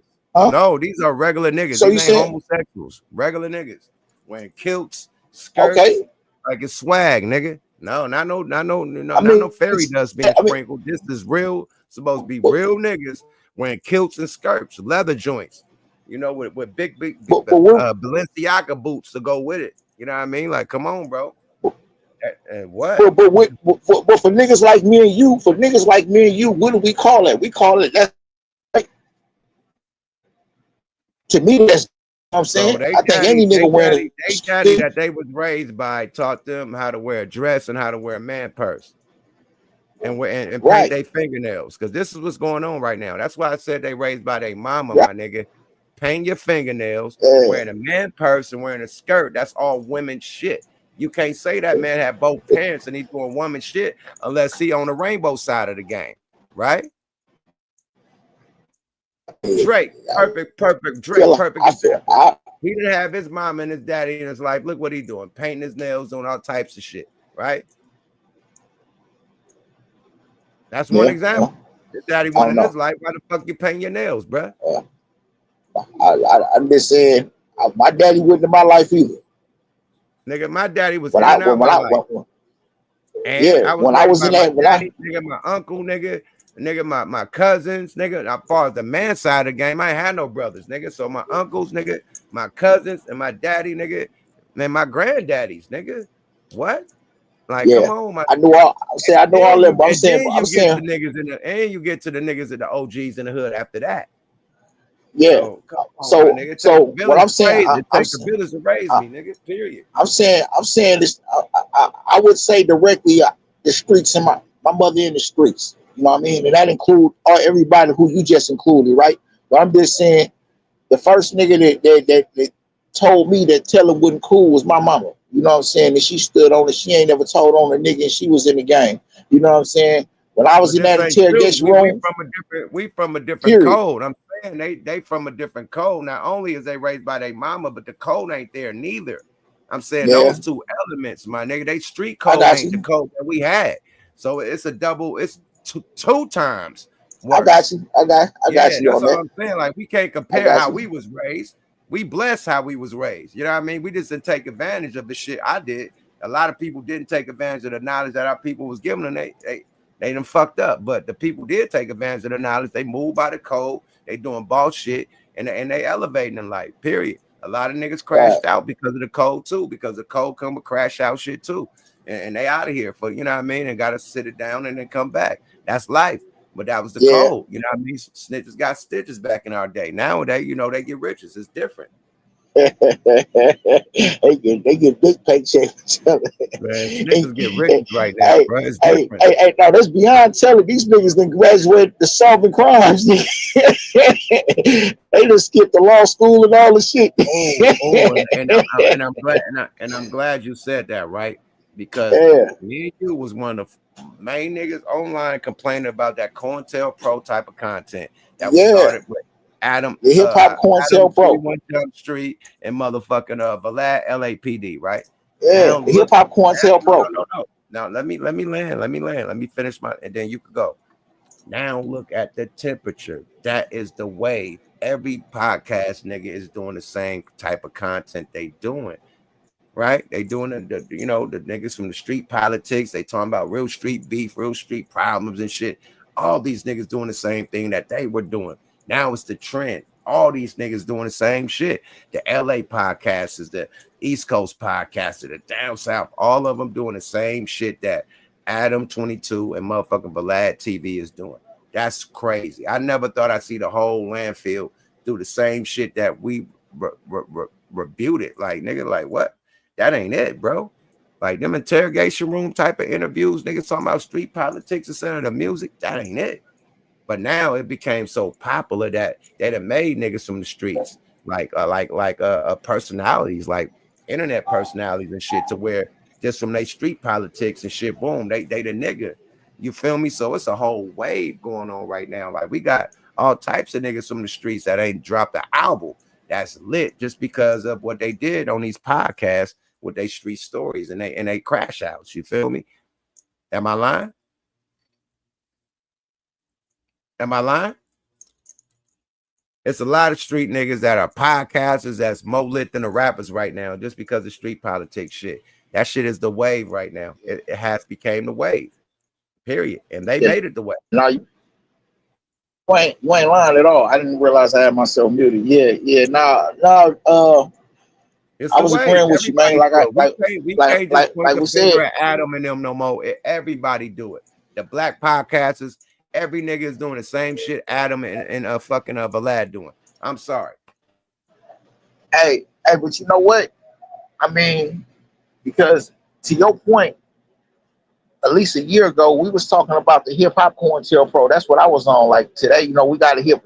Every when we think about the original COINTELPRO, I call it a COINTELPRO because what did they do in the last one with the Panthers, man? They use niggas against niggas with misinformation. They use, you know what I mean? They employed niggas to agitate other niggas up.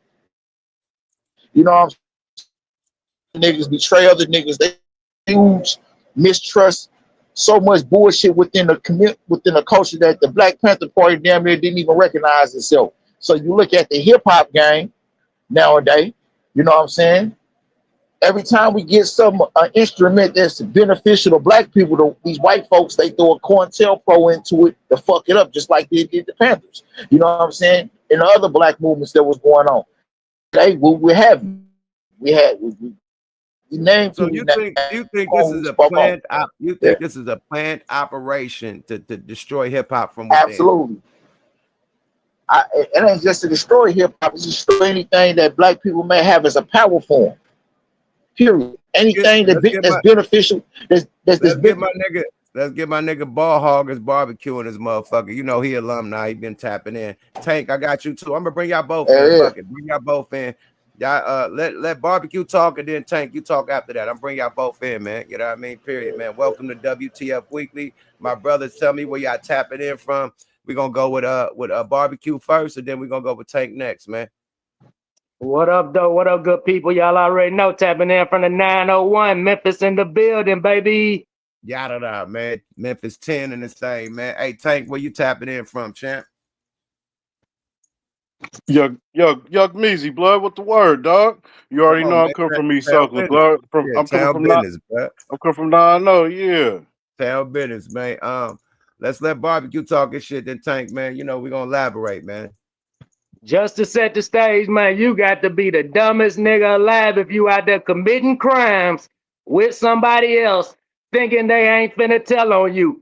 Shoot yourself, take yourself to jail, drive yourself down to the jailhouse and lock yourself up if you out there committing crimes with somebody else. and thinking they not finna snitch when y'all get handcuffed. You got to be the biggest dummy out there. So yeah, I'm 100 snitch, man. I'm pro snitch. All these niggas need to tell on each other because they out there committing dumbass crimes and they holding nobody accountable. So let them rat themselves out and wipe themselves out the street. That's what time I'm on. Tank, talk your shit. Blood, I'm just sitting back. You gave me the perfect time. I just finished rolling up this Rillo. Hey, to activate with you, blood. Right on for coming out. Salute. Nah, shit, yuck. What y'all talking about? I came in, I'm ass in, but at the same time, I heard a little bit, and Okay, you sound like Ronnie, but we're gonna up to date you right quick. yeah, no, I heard a little bit, but I think I understand. I was just gonna say, one fish, two fish, red fish, blue fish. You know what I'm saying? Come on, man. Hey, Like, bro, we talk about the Young Thug situation, him going bad on niggas on them phone conversations, that interrogation shit, and just the temperature of this podcast game, like how it done turned into, what Adam and what Vlad doing, across the board. Everybody doing the same shit. It became the style when we look down on that shit, back in the day. That's what we was talking about. You gotta ask yourself, at what age do you stop doing criminal activity, man? At what age do you stop putting yourself at risk so you will be locked up and be questioned by the police? You know what I mean? Some age you just gotta grow up. No, the question is, because we talking about rap niggas, right? Streets gonna be the streets, niggas gotta survive, right? We talking about rap niggas. How much money, how many millions do you need to leave the fucking streets alone? See, these niggas get tens of millions of dollars, hundreds of millions of dollars, and still want to go back and prove themselves to the motherfucking streets. The question is, how much money you need to leave the fucking streets alone? That's the question. Because they all act like you get the money, then go prove that you the Tony Montana of the fucking block. But before you had money, you wasn't that guy. So niggas that one, if you was a guy, you ain't got shit to prove, man. Your face card is your face card. But if you wasn't a boy on the block, you got to come back and, now that you accept it because of your money, now that you got to activate, and now you got to get a name for yourself like you was a real street nigga. That's what I think, bro. Real street niggas already got their diplomas and graduated. You don't need to go back and do another semester or another motherfucking school year. Sorry about that. I'll land my plane. Hey, bro, it's like a curse. You feel me? Especially I can see with us brothers when we get a lot of money, yuck. For some reason, we get this "we the king" mentality, man, and that go from Richard Pryor all the way from Cross. You know what I'm saying? From once we get money, man, just like we don't abide the laws, and you know what I'm saying, all that shit, the principalities, nigga, that all that shit don't matter no more, dog. You know what I'm saying? That's why we got all these cases and niggas getting caught with these chicks and paying 25,000 a cheek and so forth. So, yeah, man, I don't know, bro. This shit wild. Mike, man, finish your point, man. My bad for cutting you off, man. Somebody in the chat said, "Damn, man, you didn't let Mike land his plane, man." My bag, my G. Mike Ascari. Unmute yourself, my brother. Can y'all hear me? Yep, we this hear you now. motherfucker sound mute. All right, so that's all good. The brothers made a point. I mean, that kind of deep what Bruce said, but what I was saying about the COINTELPRO is that we know how the system works. You know what I'm saying? Everything that's beneficial to black people, they find some kind of way to destroy it. You know what I'm saying? The Panthers, man, came out with a program that was feeding black people back then, man, and it was good. So much so that the government is copying that shit to this day. They made it their own. Now, look at the rap game. Niggas is getting more money from the rapping that they've ever got in life, and where it comes with power. You know what I'm saying? I mean, think on this stage, we was mentioning how when Suge, Jay Prince, all them niggas attempted to come together, what had happened? It's a power. You know what I'm saying? No, them so feds in order to keep niggas, and that's what I'm saying. So in order to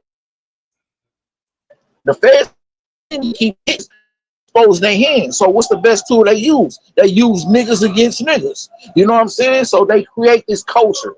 where it's cool. Then you get your Wax, you get your Charlestons, you get your Academic, you get your Sandra Campbells, you get all these niggas and other weird niggas that it's their job, bro. Because these niggas be going against each other 1 minute, then they'll be on the same stage with each other the next, working together, bro.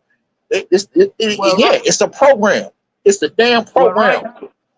Right now, homie, what they doing, they incorporating like hip hop and the streets and everything all together. So when you intermingle them two, man, like you have something that's not even associated with hip hop, but it's just street. So they gonna label it hip hop. Like you got niggas who ain't never rapped before, ain't never put a song out, a video out, who go to hip hop platforms and speak about shit that's hip hop, but they don't have nothing to do with hip hop. They just bringing streets into hip hop, and that shit don't correlate, man. You know what I mean? So you get niggas like, you know what I'm saying? It's two different things that they mix and mingle. Hey, just so to your point, nothing health related, government, political related, and none of that shit, right? But yeah, you can show niggas getting their shit smacked, you know what I'm saying, on camera. You can show more explicit shit that's worse than any of the things they say you can't talk about, but you can show your people getting, man, come on, that's a program. That's a program. That's a program to show niggas that they don't even say it ain't cool to show little kids. At least on YouTube, you got to put some kind of filter on there if the video is for kids or not. You ain't even got to do that shit on the gram. And where's a lot of people at on the gram? So hell yeah, that's a program. That COINTELPRO shit is real. You know what I'm saying? It's the new wave of it. It's the hip hop generation, bro. If you're an 80s baby on up like I am, you're part of the hip hop generation. Period. You know what I'm saying? Like at this time of that, like they already got control of it. But we starting, we getting smarter, we getting more money. Niggas weren't making this kind of money 20 or 30 years ago. Niggas weren't coming out with one hit wonders, man, and just becoming instant. That's, you know what I'm saying? Nah, it wouldn't happen like that, man. So yeah, I land my plane there though. Yeah, the game of them. Go ahead. I think you're absolutely right, man. It's a, like I said, we making too much money and too quick. You know what I mean? And we running this shit. If we wasn't running it, you know, it wouldn't be a blitz on us. But since niggas is running it, like nigga, you got rap niggas catching RICO cases for lyrics, my nigga. Like you gotta really like now it's normal, but that shit ain't normal. The first case wasn't normal, my nigga. Like, okay, people had a case like the Luke Skywalker, you know what I mean? When they got the, you know, freedom of speech case, that wasn't a fucking RICO. Niggas again, that's what they made for the mob, my nigga. When the mob boss is so slick, they can't get them, so they arrest all the other niggas, and just because the other niggas got cases, we arresting you too. You know, I ain't caught you with shit, but just because you know what I mean, you the boss of this shit, we catching you for the RICO. They doing this to rap niggas right now. That's showing you that they not playing fair, my nigga. Look what they did to Diddy over some fucking having sex. They blitzed that nigga with all types of motherfucking tanks at his crib, all types of shit. Made the nigga look like he was Pablo Escobar over having sex, my nigga. Wild sex. Let's say wild sex, crazy sex, like the unimaginable sex, like the shit he was doing, but still arrested and blitzed by the feds and ATF and Homeland Security and all that shit. That's overboard. But then the same nigga from Abercrombie get arrested for the shit, and there's a few officers just pull up to his crib and just escort him into the car. It wasn't no tanks and all that type of shit, that type of presence when they got the Abercrombie nigga with the same type. No, his case is worse. So, come on, man. We know it's a blitz on hip hop. More of the story, period. I land my plane. I don't understand how you can just have a racketeering on just a label and not the whole industry. Like all of them got to be accountable. You know what I'm saying? Bingo flamingo. Yeah. You can't have the label and not have the industry. First of all, how you get a RICO with one nigga in it? You ain't have no underballs. You don't have no, you know what I mean? No capo. No, it's just you. That's not a RICO. That show you how niggas was reaching with the puppy shit. How nigga got a RICO by itself? No co-defendants, no nobody. Like nigga, just you. That's a new one. It show It showed too how corrupt the system is. To your point, yeah. You know what I'm saying? How they, when it come to us, they change the rules. They changed the Absolutely. rules because when it come, like when they threw that Rico shit on them La Casa Nostra motherfuckers, they had, because them niggas had paper organized and they asked attorneys. So they got their I's and crossed their T's. With niggas, they know that we gonna hire whoever we hear the best attorney is and go from there. And niggas ain't organized like that. So yeah, they gonna do that. And if you think about it, not all these rich been successful. Some of them blew up in their face. Why? Because some of them dudes was smart enough to do that shit. But they go us, man. Is innocent with us. A Rico on us, even when it's not really a Rico, and tell us to see if we smart enough to find our way up out of it. You know what I'm saying? Or constantly dig ourselves in a hole like niggas who be having these cases and still be out there on the motherfucking internet. I'm talking about still doing the dumbass shit. That's why I say, man, if you gonna be a famous nigga, you know what I mean, and you want to have longevity, man, make sure your entourage is right. I ain't talking about with a bunch of yes man nigga. I'm talking about have some assholes in your entourage, man, who ain't just go. I mean, who gonna tell you what you're supposed to hear, not what you want to hear, man? You know what I'm saying? Because them the ones that's gonna keep you out of jail. You get these yes men that's gonna go along with your bullshit. I'm telling you, you gonna be in jail. You'll constantly be locked up, nigga. So I mean, for niggas who know my situation, know my situation. I don't want nobody in this shit, bro. Man. Whoever you have in your entourage, if you got them in your entourage and y'all doing shit you ain't supposed to be doing and illegal, nigga, they gonna tell. It sounds like it's a play on black folks and the way black folks is getting money in which they feel is easy. And one attack is, the rap game and other things like that, and shit like, you feel me? Like shit like that. Bro, Trump just tried to attack the NIL, my nigga. He's trying to shut the NIL money down. And that's because black people getting too much money, my nigga. Period. He was trying to shut that shit down. You know what I mean? So at the end of the day, like, you forgot one more, angle. You got the nigga Drake suing the record label, trying to get a record label, a RICO, for defamation. A RICO, nigga? So it's coming from all angles, my nigga. And all these niggas is cool. Who's cool with Drake? Fedidemics. You know what I mean? Who's cool with Drake? Aiden Ross. All they like, come on, bro. The same nigga that's cool with Charleston White. Like, it's all a family. Like you said, it's all a fucking clique, bro. Period. Allegedly. Let me say allegedly. I don't want to get sued. That nigga got the sue finger, man. One nigga with the ET finger, it's a nigga with the sue finger. I don't want no smoke with that sue finger. Oh man. It just boiled down together. paperwork These two motherfuckers together. The sue finger and the ET finger together in one photo. Them niggas will come get you. Hey, that's the blunt. Yeah. If you got common sense enough, hold on real quick. Hold on real quick. All right, I'm gonna tap you out, man. You got some shit going on. Thanks for tapping in. Nah, but if you got common sense enough to know how to connect the dots, man, it boils down to if you know how to believe what the fuck you saying, man. You know what I'm saying? Your eyes ain't lying to you, man. These niggas really is playing for the same team, man. You know what I mean? That shit is content. It's cool, like me and Yuck was sitting up here going against each other and shit.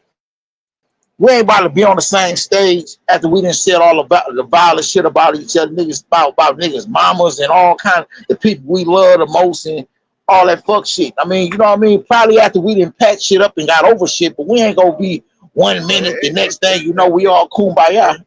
It take like a decade to get over shit like that. If you had some real street shit, it'd take a couple decades. Be like, all right, my nigga, we grown, we past that, we got kids and shit.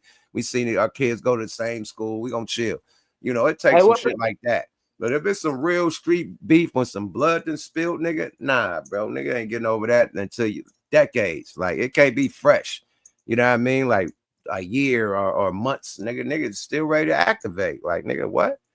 What's up with the Charleston White nigga? What if a nigga talk to you like Charleston White, man? That's some shit you can't forgive, and that's some shit you can't let slide, huh? And you can't say, when you catch him, he can't say he was trolling, because that's the new one. When you catch a nigga slipping, they gonna say they trolling. Oh man, that's just content, man. I was trolling. He talking about his daughter and everything. He talking about his dead daughter, man. That's somebody's dead kid, brother. But that People boy, don't play. Javon Martinez, whatever. Govan Hernandez, yeah, man. Govan Hernandez, my bag, bro. When Govan Hernandez and they see each other, man, hey, they probably He got from the the same. Hey, he from the mound, man. man. They say He Hernandez from- got like till December. They giving him till December to get out of here. Oh, he got to leave the country? No, you talking about the Hernandez cat? They trying to whack him. Nah, he gonna be good money. If I was him, I would not be in Memphis at all. Yeah, they trying to whack him. I see one of them little allegedly. Yeah, man. We can't spread false news out here like that. Nah, that ain't where you want to be, man. He from where I'm at right now, man. He from Orange Mound, man. Niggas don't play in Orange Mound. To go back to that snitching stuff, even if niggas ain't telling you know too much and you're putting too much out there, man, and you're hot. You just hot. You know what I'm saying? So you got to get up out the city, man. Ain't nowhere for you to play. Ain't nowhere for you to play in Memphis, dog. That nigga was riding around with a shiesty on, yuck, like in like 100-degree weather. The video I seen him talking shit to the hella niggas just one after the other. You feel me? It was pressing motherfuckers like I could see you whenever. You feel me? But he was covered it up, nigga. Glad you could barely see it was him, nigga. The car had tents, nigga. He was hella scary looking, but he was talking this gangster shit. Hey, man, if you got to mob around like that, man, I got the first flight. That's how niggas mob around here all day, man. That's normal around here. Yeah, a lot of niggas in Oakland ride around with the shiesties all day, man. That's normal. Yeah. That shit In normal, 100-degree weather. Yeah, and out here in LA, 100-degree weather. You see niggas pull up with shiesties, fly shiesties. Like, it's part of niggas' clothing and shit. They have like a designer shiesty and shit. Yeah, got hoodies some shit stitched on it, some little some fucking rhinestones and shit and all types of shit. Designer shiesties, but it is what it is, man. But at the end of the day, I'll be on the first shit smoking in Miami. You know what I mean? I'll be somewhere where it's live at. I'm getting the fuck up out of Memphis, man. Period. You know, ASAP, man. I'm nigga somewhere where it's live at, man. I'm going straight to my Atlanta, Miami, something, nigga.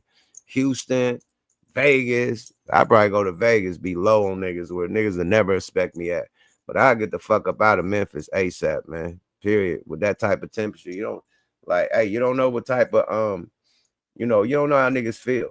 You know what I mean? Like you could think shit is cool and somebody probably have a problem. So you don't even want to, just nah, you just guilty by association, man. Yeah. You guilty by association. You don't even want to be caught up in that madness, man. So I get the fuck up out of here.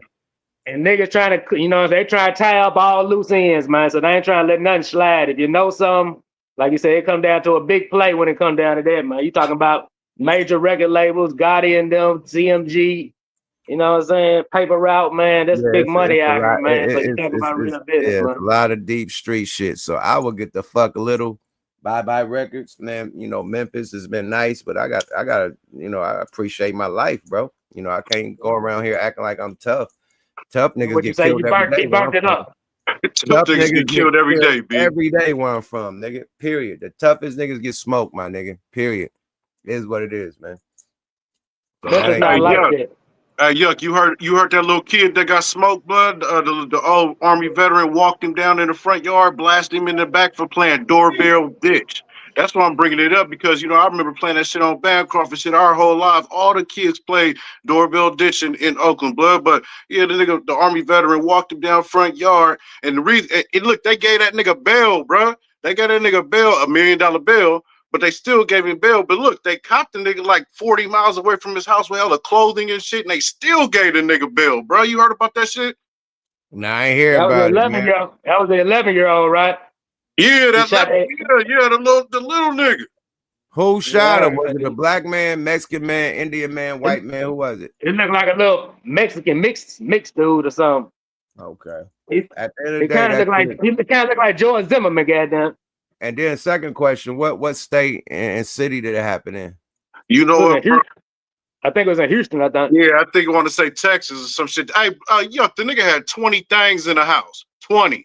Oh wow. He was waiting. He was waiting for some shit. That nigga had 20. He thought it was somebody that was about to do the home invasion on him. And came out and try to activate, man. He did activate. Fuck trying to activate. But rest in peace to the young individual that lost his life. But yeah, that shit ain't cool, bro. Period. Like, and then I think since Don Cheeto done got in a house, man, you know, the dudes, you know, with them Confederate type of side of the game, they feeling real brave right now. They are feeling hella tough right now. And they outside now, like they really outside. Like them niggas was hiding when Biden was and Obama was in, but as soon as Trump come in, nigga, they out. Nigga, shining blue. Nigga, they ride down the street with their trucks and their flags and shit. Like it's lit for them dudes. Like they, you know what I mean? So I think it's, you know, one of them, you know, people that don't give a fuck about, you know, other races. You know, that I just, you know, say that, you know, allegedly, you know.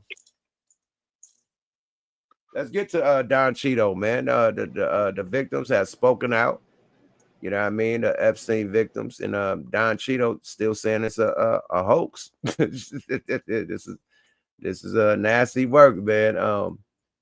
We'll talk, man. I'm gonna ask y'all a question, you know, and we'll elaborate afterwards. But what is he hiding? You know, that's the main question, because you know it seemed like you're hiding something. Let's go to MSNBC. Let's put this on turbo so I do not get blitzed, especially with my channel freshly being back. Do not need no more Blixiantes. Boom, we good money. Okay, take the boobop off of it. All right, man. Let's get this content in, man. Via MSNBC, man. Shit, let's see if this works without no blitzy. Let's go. The Epstein survivors speak out on Capitol Hill. Let's go, y'all. Fair use. Conference they held yesterday on Capitol Hill. NBC News senior Washington correspondent Hallie Jackson has the details. This morning, the public plea from some survivors of Jeffrey Epstein's abuse. We are the Americans that you promised to protect, and we need your help. Calling on Congress to do more, with support growing among some Republicans to try to force the release of case files related to Epstein, who died by suicide in 2019. And now, pushback from the White House. Oh, I got a lot of pushback. I told the president this morning, I want to see him bring these women into the Oval Office, and I want him to be the hero and champion of this issue. Marjorie Taylor Greene, one of 4 Republicans so far to split with GOP leaders by supporting a plan to force a vote to compel the Justice Department to release its documents. A move these survivors support. Unless we learn from this history, monsters like Epstein will rise again. Rallying at the Capitol to demand transparency and accountability. You have a choice. Stand with the truth, or with the lies that have protected predators for decades. A push they shared with us this week.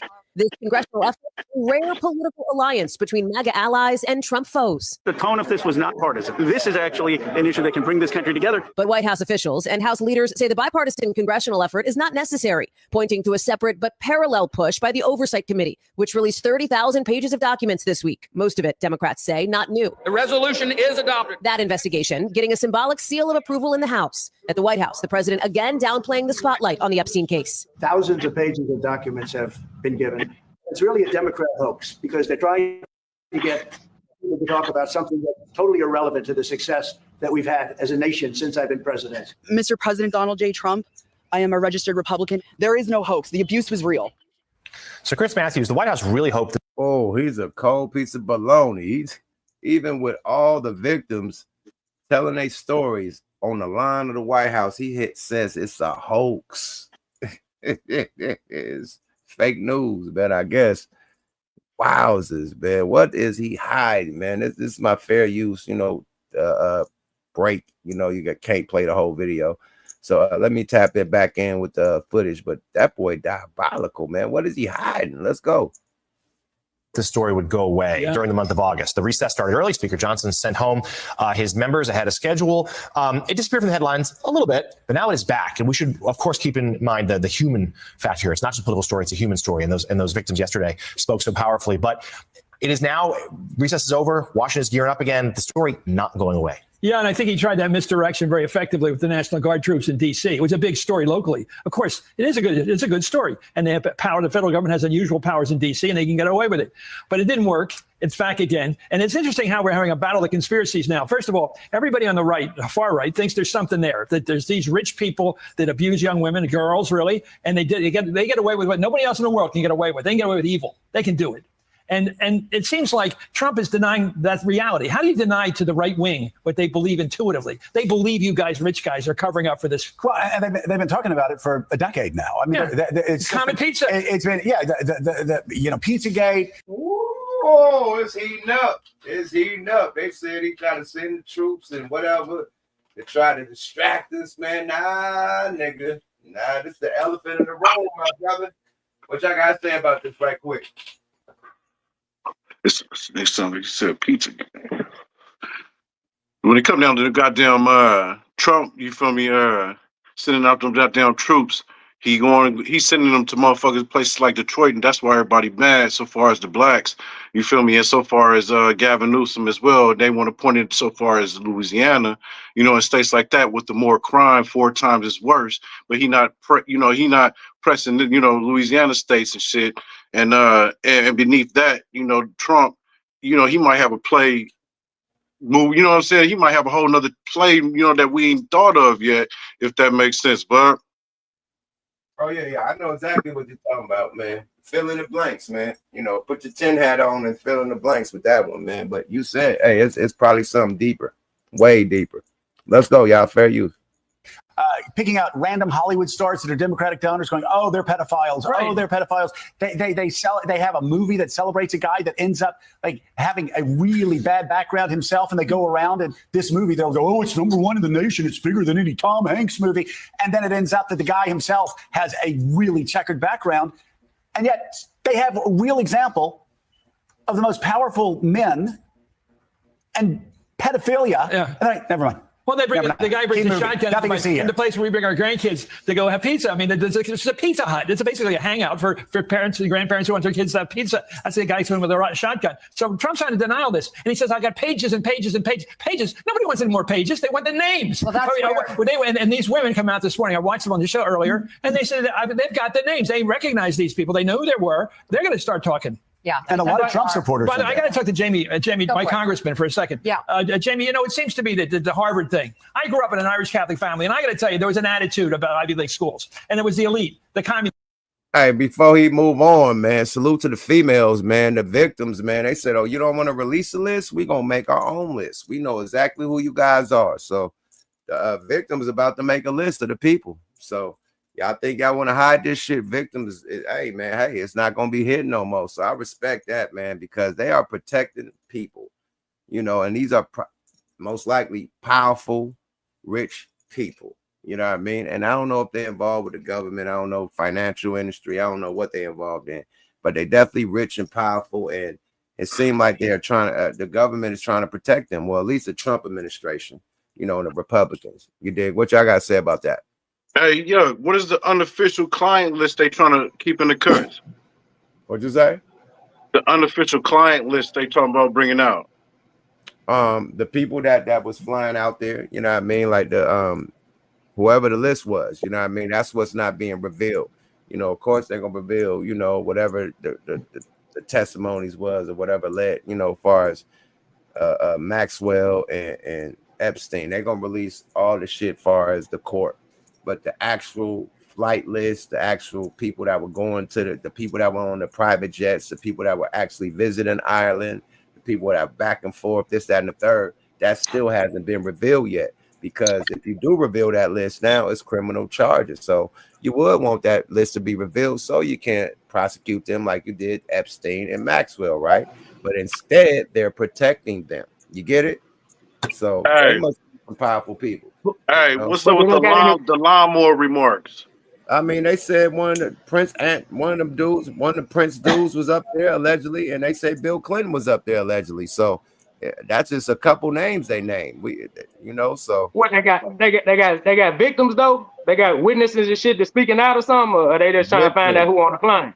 The victims are speaking out. Yeah. The ones that actually, the ones that are actually a part of the case. They're talking about we're gonna put our list together with everybody that was, doing what they was doing to us. So y'all want to Well, play that? they try to get the flights to match up. They try to get the flights to match up with what the victim's saying. Exactly. Well, I know what we can expect. We can expect a whole lot of money passing around, a little bit of kidnap game here and there. People all of a sudden catching amnesia, all of a sudden not missing and hit. I'm telling you about it. Watch this. Just pay attention to the games that's about to start getting played. Oh yeah, whoever was on that little watching the mound, yeah, I hate that they revealed themselves, but they definitely gonna get approached with a nice cash sum to shut their mouth, or else allegedly, you know what I mean? I cashed you out to shut your mouth, or it could get ugly allegedly, They saying the abuse was real, so go ahead and give them their skrill. Period.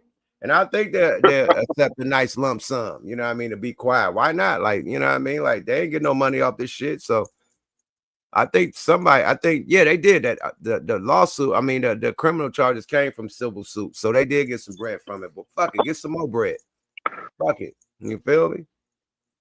Get some more bread, man. Let's hear what the dude got to say, though, because you got a Democrat official on here, too, talking. So let's hear what they got to say. Minister in there. It's the bad guy, the elite hanging out with their the wrong fellow travelers. And Jack Kennedy in his memoir, he tried to begin his memoir before he was shot.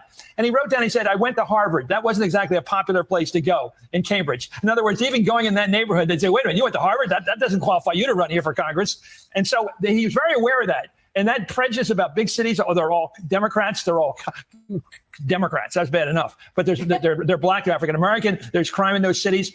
They run against Detroit, Philadelphia. All these big cities are always on the enemy list for Republicans. Big surprise. Trump's being hit from the left and the right, and he's basically being hit with all the conspiracies we grew up with and the new ones from the far right. And now, who's going to win this discharge petition? Jamie? Well, we've got a strong bipartisan coalition demanding what Donald Trump was talking about for years, which was complete release of the Epstein file. And I think there's been a turning point with the stepping forward of all of these victims. They've struck the rock, as the South Africans say. They've struck women, and women across the country are stepping forward to say, put the survivors, put the victims first in this discussion. I don't think there's any turning around. If you look at the Republicans who joined us now, it's all women. Will you vote for the discharge? Yeah, I've already signed the discharge petition. I think every Democrat has signed it, or at least will have signed it by the end of today. Plus, we've got 4 Republican women who've signed it, including Lauren Boebert, including Marjorie Taylor Greene, Nancy Mace. And we just need 2 more Republicans. At that point, we're going to get not all of this nonsense Xerox paper they're sending us that has been out in the public domain, for years, but we're going to get the real file, or at least we will attempt to get the real file. Why is Trump fighting this today? Why is he hiding the names? Well, everybody wants to know, is it him is he covering up for other people? But he's a guy who was claiming he was going to release this. It was a matter of, public morality. And then suddenly he sent 1,000 FBI agents to be poring over the documents, to be redacting and looking for his name in the documents and in videos and in photographs. And then suddenly comes back and says, nothing to see here. We're going to sweep it under the rug. It's a Democrat hoax. Well, if it's a Democrat hoax, he started it. Yeah. So, Molly, as the congressman said, just 2 more names needed to get the discharge petition. There's some sense that could happen, but we'll see if. Okay. Yeah, man. Y'all get it. Talking about dumb criminals, man. Steve Bannon got to be the dumbest motherfucking criminal ever, man. You know what I'm saying? Because I actually remember Steve Bannon, the one they was talking about that was talking about the list, especially during Trump's campaign. Then all of a sudden, you know what I'm saying, when they combed through it and he seen that he was culpable in this shit. Now all of a sudden they try to, do what they do, all the games they doing now. But he got to be the dumbest criminal ever, though, because if he wasn't, in fact, you know what, dude, here's a serious point. You know what I mean? I think Steve Bannon might have been one of the first motherfuckers that was talking about that list. You know what I'm saying? Now all of a sudden they don't want nothing to do with it though. So yeah, Trump I don't know, man. You gotta have a motherfucker like Trump in office in order for them motherfuckers to stay out of jail, man. Because I'm talking about. If Trump didn't do the shit he was doing, literally pardon the motherfuckers, blatantly pardon the motherfuckers, man, I'm talking about, I don't know, man. This is white privilege on full display at its finest right here, man. Because You know, they trying to throw Ricos at our rappers and shit for shit that's, you know what I'm saying, way less minute than the shit that we talking about, man. These niggas is doing serious crimes. I'm talking about big time. I'm talking about, come on now. Let it be a black face in that equation doing the shit they doing. That nigga be under the prison. Oh man, if Obama would have did all the shit Trump doing, man, what that shit called, man, impeach, nigga, took the jail hella shit, bro. Instantly. Straight up. Instantly. Hey, Yuck, Straight bro, up. when you talk Hey, about Famo. Hey, y'all fellas be good, man. I'm finna check out, man. Y'all be easy, man. Love y'all brothers, man. Hey, salute you, chap. We wrapping this shit up anyway. Thanks, bro. Salute. Hey, the 135 motherfucking survivors, but got paid like 290 million in 23. And then I think overall 75 million to the Virgin Islands settlement claim that they had. Oh, what up, Epstein? Uh-huh. Oh yeah, they cashed out. Give them some more money, man. Period. You know, but at the end of the day, it's known, man. Like Trump, you could say it's a hoax and all that shit, but dude, it's footage of you and this nigga giggling and Putin, pointing at girls and shit at parties and shit. You know what I mean? Pictures with y'all, you and your girls and all that shit. Multiple events, footage of you two hanging out, buddy old pal, good old boys together. And now all of a sudden, you don't know this nigga. It's a hoax. Nigga, it's footage of you with this nigga, bruh. I could see if he wasn't in no footage with the nigga. It's hella footage of you with it. I could make a documentary of just you and him. The receipts is out. Hey, that nigga, man, stop it, man. He hiding something, man. And it's funny. I say this, man. I'm gonna ask y'all the key question, then we can get up out of here, man. Who was in office when Epstein died? Trump or Biden? Shit. That's a good one. I think it was Trump. I think it was Trump. Ding, ding, ding, ding, ding. The price is right. You got it. Trump was in office when that man died. Yeah. And then they keep on trying to say, oh, Biden. Well, why didn't Biden do this? And why? But the nigga is dead. Somebody covered their tracks. Dead man can't talk, man. Dead man can't talk. Dead man can't talk, my nigga. Trump was in office And they can throw all the shit on. And they could throw all the shit on him to vilify him, though. You know what I'm saying? See, they didn't expect all that. Hey, Yuck, you made a good point, because see, they didn't expect all the shit that we talking about now. They thought this by vilifying him and throwing on it would have just died there when they got to talk about him and a white bro. You know what I'm saying? I forgot her name though. You know what I'm saying? They thought it would just go but nah, man. And as of recently, it's Trump. You know, the Trump administration is saying that you know, that allegedly, you know, deleted footage. You know, footage is missing. You know, minutes is missing from the footage they put out. You know, saying something about something.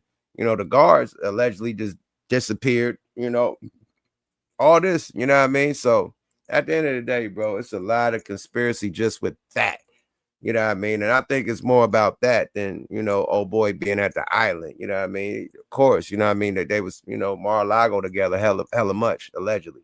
You know what I mean? Well, not that, because it's been, you know, footage and shit with them at Mar-a-Lago. We don't know about the island. But we do know that it's some suspicious shit coming, that he died when Trump was in office. I think that's the banana in the tail. I think that's the elephant in the room. I think that's the one that you know what I mean? For sure. Hey, Yuck, before you cut, blood. Right now. Hey, before you cut, fill a motherfucker in. I slid through, what is that? Instagram I got you on. Boy, you been doing it moving for OG, boy. You been here, you been there, nigga. You had video. You was with rapping Forte, you was with Spice, nigga. Then I see you was nigga. Man, blood, come on, bro. What's that? Man, the Wiggle Master, man. Every weekend, man, we doing our thing, man. I'll be in the town this weekend, fucking with it, man. Pull up to the block party, man. You feel me? Straight up. So It's all good. This weekend for the block party on Saturday, and Sunday we at the Raiders watch party. You know what I mean? So doing it moving again, man. Like, hey, man, like Jay Diggs, man, I be doing it moving, baby. You feel me? Yeah, but I told my partner, man, for old cat, this nigga be moving. That's why you be missing on What the Fuck Weeklies. Motherfuckers be like, where Yuck at? This nigga be doing it grooving. Yeah, I'm still a rapper, my nigga. They forget. Like, I ain't Joe Budden where I could come every day. I know you ain't got 900,000 nigga a month, nigga. Yeah, my nigga, you're right. So yeah, I still rap to get money too, my nigga. So yeah, we be booked, man. Salute to everybody that booked us, all the promoters and shit, all the agencies, you know what I mean, that fuck with us, man. You know, good relationships and shit, man. But yeah, this weekend we was in KC. You know what I mean? Fucking with up, rapping Forte. Salute to the OG, man. And motherfucking Spiggity One. Salute to my other OG, man. My big bros, man, in the building. I was out in KC doing something different. I had to host a hip hop battle, but Forte and Spice was performing that night. So, you know, I had to pull up on the big homies, get down. Spice let me do 5 on it with him. You know what I mean? On some real Bay shit. You know, the Bay was in the building. Bay to KC, fucking with it, you know. So, yeah, it was a good weekend, man. Hey, how you feel about, bro? Actually, would you do what was he? That nigga actually, would you do SeaWorld or something like that? Because there it was popping or something like that. Oh, we been did that shit. We been did SeaWorld. Did you? Yeah, we been did SeaWorld and what, San Jose, I think. We been did They giving up the bag. Yeah, way back. But we'll love to do it again, my friend. They giving up the bag. Don't turn down nothing but my collar, my nigga, unless it ain't good money. You feel me? If it's good money, man, we fucking with it, period, man. But another episode of WTF Weekly, man. Give your shout outs before we get up out. You dig? I'm gone, blood. Just kick it, blood. I respect it. For sure, man. Appreciate you, Tank. Catch you for the next one. All right. Town biz. Man, give your shout outs. Mike, man, we about to get up out this thing. You dig? Man, my shout out to you, bro, as always, man. You know what I'm saying? It's always an honor, man. You know what I mean? Shaniqua, Erica, everybody, Goots the Great, you know what I'm saying? You know what I mean? To the mob, man. One mob, man. You know what I'm saying? I'm glad to catch y'all at one mob, man. You know what I'm saying? So, you know, I'm out of here, man. Appreciate you, Scar. Real Mike Ascari, my nigga, my guy in the building, man. Free Mike Ascari, man. God damn, I put everybody in this motherfucker. Free Mike Ascari, man. Another episode of WTF Weekly, man. We in this thing, man. Great content today, man. Salute to everybody, the whole chat. Put them dragons on the way out, man. Need dragons in the chat. Dragons in the chat. Salute to the Dragon Gang. Salute to the committee. Salute to the nation. You dig? Straight up. Salute to the mods doing their job. Salute to everybody tapping in from all around the world, little boys and girls. Another episode of WTF Weekly, man. Make sure y'all go to versecomics.usa.com, man. Go grab my comic book. I'm so proud of this, man. You know what I mean? The Legend of Yuck Mouth. This part 2, baby. We doing our 1-2. We got 2 comic books, man. Go grab that and support the mob, man. It's real official, man. With the soundtrack, man. On versecomics.usa.com, man. Support the mob. Also go to smokealoutrecords.com, get the merch, man, get the music, get the DVDs, the documentaries, everything, man. Tap in with the boy and support, man. If you're feeling the conversation, make a donation, man. Each donation go back to the creation of the podcast. You dig? New microphone. Y'all say, get the mic. Yeah, your sound is fucked up. New camera. They say, hey, man, your image is fucked up. Lighting, they say, hey, you ain't got no lighting. So everything y'all give me, I put right back into the program. You feel me? And I appreciate y'all, man. Appreciate y'all time, y'all energy, and y'all support, man. One more time, man. WTF Weekly, Yuck Mouth. Subscribe to your guy. We out this thing, man. Y'all have a blessed day, and I'll see y'all tonight. It ain't over. We got Smoke a Lot Radio coming down tonight with Edie Amin from the Outlaws, man. It's gonna be a good one tonight. You dig? My brother from another mother, you know what I mean? Big rest in peace to Tupac, but we're going to do it up for the West End, do it up for Tupac tonight. It's going to be a great episode. Y'all tune in. Smoke a Lot Radio tonight. But this is WTF Weekly, and we are out, Dynamite. Oh, boy. Got it. Yuck Mouth TV. Yada-da.